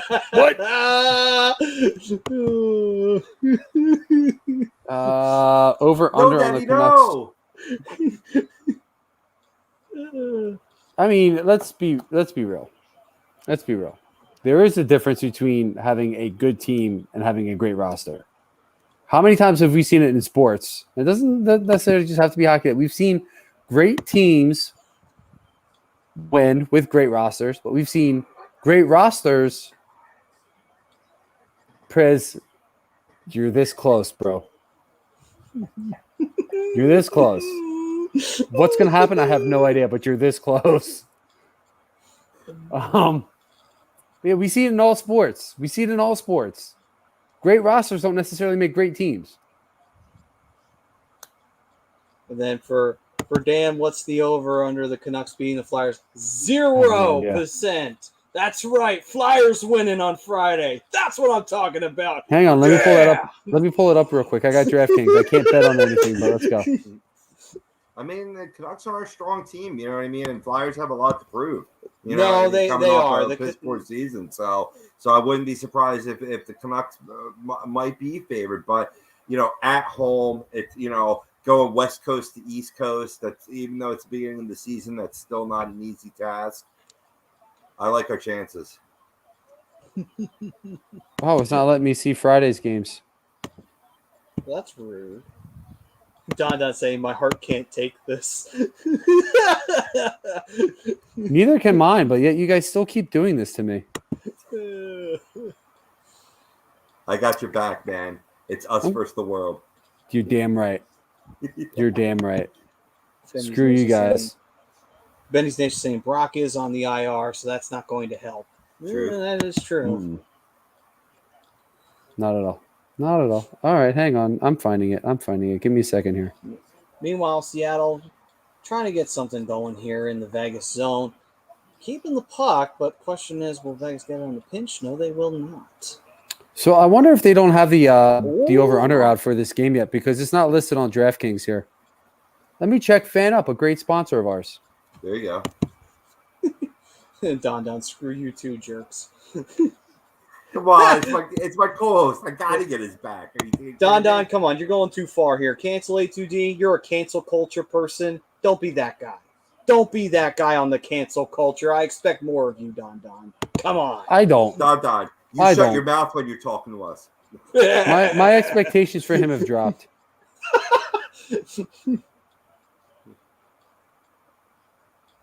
Oh, that's a shame. I'm looking at all these FanUp stuff, and I see Natalie Eganoff. She lost this. She lost 1, 2, Uh-oh, Vegas coming in. 3, 4. Penalty coming up, and it's going to be, I think, on Seattle. And She lost 4 challenges. She lost 4 challenges? Holy shit. Yep, she sucks. Go to FanUp. Sign up. Use promo code A2D. Get 20%. I forget. Bring it up, Maddie. Bring it up. Hold on. Sign up now. Get in the action. Place your bets. Where's it at? Hold on. That's You're a mess. Let's get it together, Matt. Listen, I was trying to check out the penalty because there was a tripping call. Hold on. The poor- There we go. It's only FanUp. tripping. There we It's are. nothing good. There we go. The poor guy hosts the show, is the de facto producer, and trying to keep up with live game recaps here. But this And I isn't can't his talk first about it. rodeo. He's no rookie. He's not Listen, me. man. You're Listen, right, I'm you're sorry. I'm sorry. I can't be a great actress like you are, Sarah Jessica Parker. I am sorry.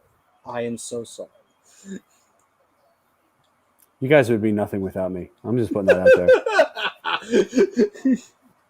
Oh, but Yeah, yes. sign up for the Fan Up. Best way to enjoy your fantasy sports, daily NFL contests, more, win great prizes. Sign up today.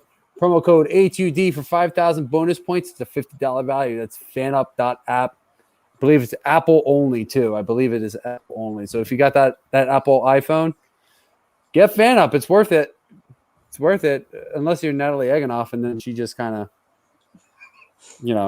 just sucks at life. But anyway.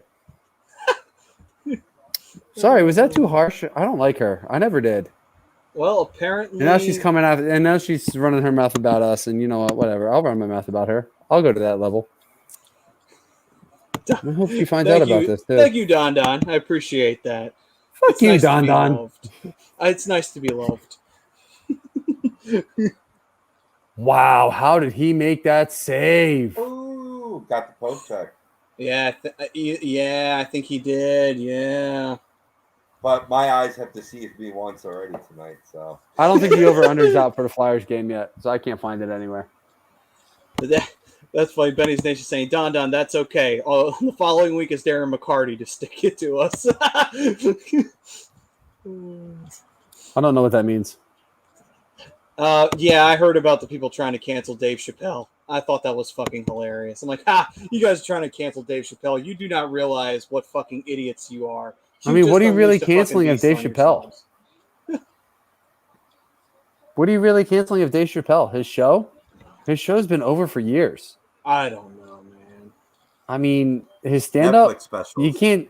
you can't cancel his stand-up. That's his stand-up. That's just what it is, and it's hysterical. His show, I could take it or leave it. It was hit or miss. It was either really, really funny, or it's just really, really dumb. Flares are Dan saying the Flares are the inbred child of the Pens and the Bruins. No, we're more of the inbred child of the Rangers and actually of the Rangers and the Bruins. Actually, I think that's really where the inbred came from. It's got to be original 6 teams because the Pens came into the league. They were born the same year we were, so that's the thing. Like the Pens, they're more of an inbred child of like Detroit and Chicago. Why? Because they're just fucked in the head. But anyway. Yeah, people are a little too sensitive, Don. I agree. We need to get out of this culture. Like, I'm all about, treating people the way that they deserve to be treated. It's a golden rule. Do unto others as you would want done to yourself. You know what I mean? So, but people need to realize, like, jokes are jokes. Some cross the line, yeah, absolutely. But in the same breath, like, jokes are jokes. Like, Dave Chappelle's a comedian. He's paid to make jokes. If you don't like his jokes, don't listen to his stand-up. If you don't like his show, don't watch it. If you don't like Pepe Le Pew, turn off Looney Tunes. But don't ruin it for everybody else who does.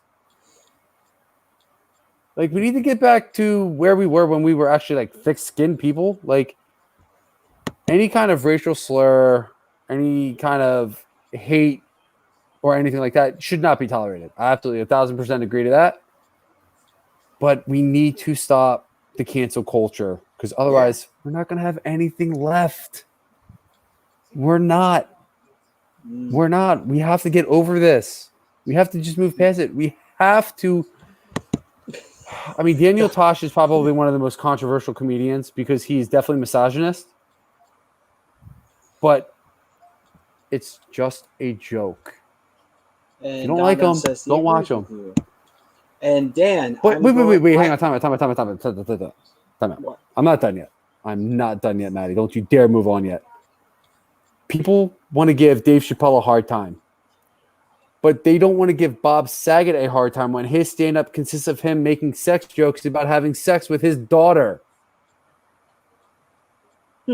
I didn't even know that, honestly. When he makes Danny Tanner jokes about sleeping with Stephanie, or DJ, or Michelle, or anything like that. Hashtag all in the family / hashtag the Jeffersons. John chimed back in the right time, yeah. But like things like this is stuff that we can like people can learn from. You know what I mean? Like the thing that boggles my mind about this cancel culture, and I'm glad I'm still there. Wait. Where's my remote? My TV's gonna turn off. There it is. I'm still here. Gotta love the idle function. The thing about like some of these shows and these things, like if kids come into that situation in real life, how are they gonna know how to handle it? If you sit there and you sit there and what's the word I'm looking for? Overprotect your kids. You're not going to know. They're not going to know how to handle their lives when they come into real life situations. It makes no sense to keep doing what we're doing. We can learn from these things. Kids ask a question, you teach them from it. Oh, Pepe Le Pew, he's running around chasing a cat because he thinks it's a skunk. That's rape culture. He's not trying to rape her. He's trying to woo her. There's a difference here. We have to get past all this shit. But anyway, we're a hockey show. I'm done, Maddie. Let's go. All right. Now, Dan, you are wrong. The Canucks did not come into the same league as the Flyers. They did not come in at the same time. The Canucks came in a little later. And the reason why is because the NHL wanted to expand it to U.S. markets because there was more money in the U.S. markets than there was in the Western Canadian market at the time. But when the WHA threatened to take a team to Vancouver, that's when they decided in the, I believe it was the early 70s, they said, okay, let's go expand a team over in Vancouver. So, because when the Flyers came into the league, they came in with the Penguins, the Blues, the Minnesota North Stars, the LA Kings, and the Seals. Those were the teams that came in with the Flyers. Canucks came just a slight bit later. And to kind of tie the two together real quick in terms of, this PC world we're living in, what's going to be next? Is it going to be the Vancouver hockey team? Because Canuck is a derogatory term towards a Canadian. Correct me if I'm wrong, Dan. Is it not? Yes. Its historical foundation, the historical root of the word is a slang term for a Canadian. And I guarantee you, Dan, I don't mean to speak for you, but I will. Because you're saying the Flares every time, so come back to you. That you probably have no problem with the name Canucks, but basically your team is being, a derogatory statement towards every time they're calling the Canucks. So I mean, I don't know. It's weird. It's like on the one hand, it's kind of like saying you're going to say like, oh, well, you're going to have a team called the from San Antonio called the Wetbacks. Like that's the same. There's no difference right there. Or the team we just lost in the Redskins, to give a tangible example that we just had in the past. Now, it's weird with Native American culture. I do see the point of it, and I do support it in a way, but there's got to be a line drawn. And I dig what you were saying there, Brian. I just wanted to throw that in terms of how it creeps into the hockey world.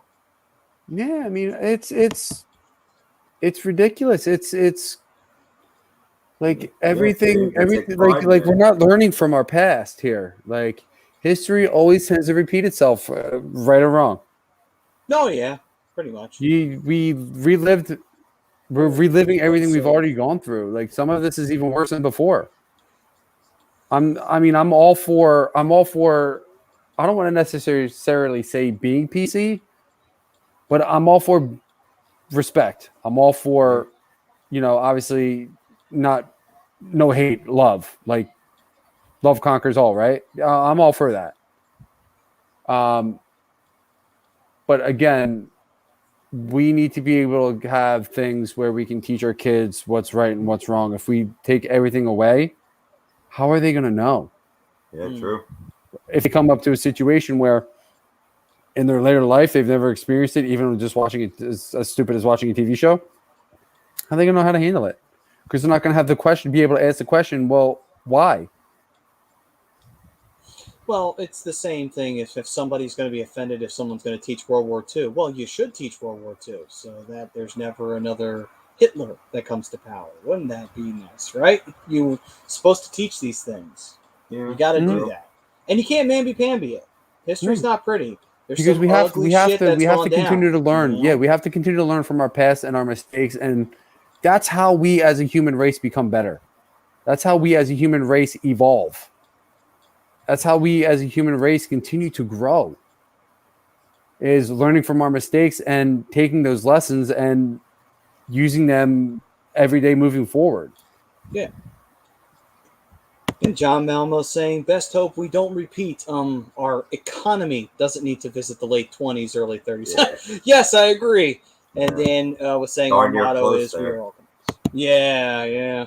Yeah, exactly. See, there's pride within that. So it's weird. It's a fine line, and again, I see it on both sides of the coin because if you do phase out some things in life, Ryan, over centuries, that's how you can eliminate racism, misogyny, for anti-gay sure. slurs. You know what I mean? And I'm not saying that you're speaking against that. I think that just comes in terms of the logical reasoning behind it, but definitely need to study history or else you're doomed to repeat it. I mean, that's been as true as it's been 100 years ago as it is today. I mean, and that's kind of like what I'm getting at here, Robbie, is I'm not trying to I'm trying to give like the perspective that like obviously I'm clearly against all of that. Like I'm probably the most genuinely like respectful, like you guys have known me forever. So I'm speaking truth when I say like I'm the most genuine person out there. Like if I like you, you're gonna know. If I don't like you, you're gonna know. And it's not going to be because of race, sexual orientation, anything like that. I'm not gonna like you because you're probably just a piece of shit person. Right. Just overall. But the thing is like I like using like some like this stuff that we're going through as learning lessons for people, like some people just will be like, well, you shouldn't just do that. Well, why not? Well, you just shouldn't. It's not right. Okay, give me a reason. It's just not right. You got to be respectful. But why? Like everybody always asks why. If we get rid of all this stuff and somebody asks why, you're not gonna have a reason to tell them. Right. It depends on the forum. Like you said before with Chappelle, he's a paid comedian, and I get it. I mean, he goes over the line a lot. I mean, he's been criticized a lot in terms of the jokes he makes about the LGBTQ community. I mean, and I get that, and I get how nobody wants to be the butt end of a joke, but in the end, it's just jokes. And to Jimmy's point, people ignore what thick skin is, in this world, and I do think if you have thick skin and you work hard, you'll live a happy life. It is that simple. It's a great comment there, Jimmy. But in the end, though, right? I won't be happy in this world until people eliminate the adjective. Why does it have to be a white person, a black person, a gay person? It's a person, a human being, it's a fellow person. You know what I mean? Like, that's it. When you cut out the adjective, this world's going to be a much better place to live in. Yeah, because as long as we have that adjective there, everybody's always going to be divided right into groups. And that's something I'm 100% for getting rid of. Because once we're all here, I think the world will be a better place. And that's kind of why I like the culture, because that's what it's trying to do. It's trying to take everybody from being here to here. And I'm all for that, but I just don't necessarily think we as people are doing it the right way. No. Right. Well, I want to get here. I want to get here because we are all people at the end of the day. It doesn't matter. You cut gay people open, black people, white people, yellow people, purple people. I don't care. Whatever. Yeah. Cut us all open. We all bleed red. We all have a heart. We all have 2 lungs. We all have 2 kidneys. We all have intestines. We all have everything. 2 hands, 10 fingers, 10 toes, 2 eyes, a nose. We're all the same. Yeah. We're all the same. It's just getting here is kind of, I think we're just not doing it the right way. We'll get there. Don. we're gonna need each other when this alien invasion comes in. Oh no, Yeah. we're fucked. We're gonna all. Some of us are gonna be killed immediately. Others are gonna be working as slave labor to the alien overlords. No, see, I disagree, Maddie. Right? Through tragedy comes unity, comes triumph. We saw it in 9/11, and if you had it on a grander scale, like alien invasion, you would see people come together like no other time in human history. No, Because then they're finally going to say that maybe we really are the same. Yeah. Yeah. Yeah. Either that or the machines will do it. But anyway, one of them. So I think we need to wrap this show up now. I'm done. Yeah, we're getting all philosophical and shit. Yeah. All right, guys. So He lost with me on the that, machines. We got you guys. We got you guys all ready to go for the Kraken and the Vegas Golden Knights right now. 2-0. Vegas had a couple of really golden opportunities. They got a good turnover, led to a great goal from Marchessault. Their rush led to the goal from Max Pacioretty. Right now they're up 2-0. Can Seattle rebound, or are they in trouble? So with that, though, guys, we will send you off. But before we do that, we did have our show sponsor, Body Check Wellness. We also, of course, have our others, and that is Manscaped. Brian, there's one thing the ladies don't like. What is that? The junk funk. That's right. Don't want that junk funk. Get rid of that shit as soon as possible because the ladies love a confident guy. And confidence does not include junk funk. They don't go together. So also, you get 20% off free shipping with the A2D code at manscaped.com. And on top of that as well, they have a couple of gifts that they're giving out. They're giving out boxers and a trimmings bag. Because listen, if you're going to do this at a hotel room or at your home, don't be a scumbag. Clean that shit up when you're done, please. And also boxers. Every once in a while, you want to have some nice under things when you're just lazing about the house or what have you. You know what I mean? So, good stuff for you there at Manscaped. Yo, Don. What did you do this time? You said you don't want to be that Oscar the Grouch. That's great. I love it. Dan, have a good night, brother. We appreciate you chiming in, bro. Little back and forth, but you know what? That's what we do here at A2D. We agree to disagree, and we just love talking hockey. Hope to see you back next week. Hopefully, man. Hit that like, hit that subscribe. Let's go. Do great things. Fuck with an algorithm. Let's go. I was laughing at Jimmy's comment. Jimmy. Carter Hart doesn't use Manscaped. Just a theory I have. Well, he can get that 20% off if he uses that A2D code, and he better because we need his confidence. We all need his confidence here in Philadelphia. And again, That's what it's all about. congratulations. And again, congratulations. She went home with you, bro. Yeah. Yeah, seriously. If I was that girl, I would have been like, "Oh, you're Carter Hart? Okay. Who are you? Oh, you're just a guy? Okay. Let's go, Carter."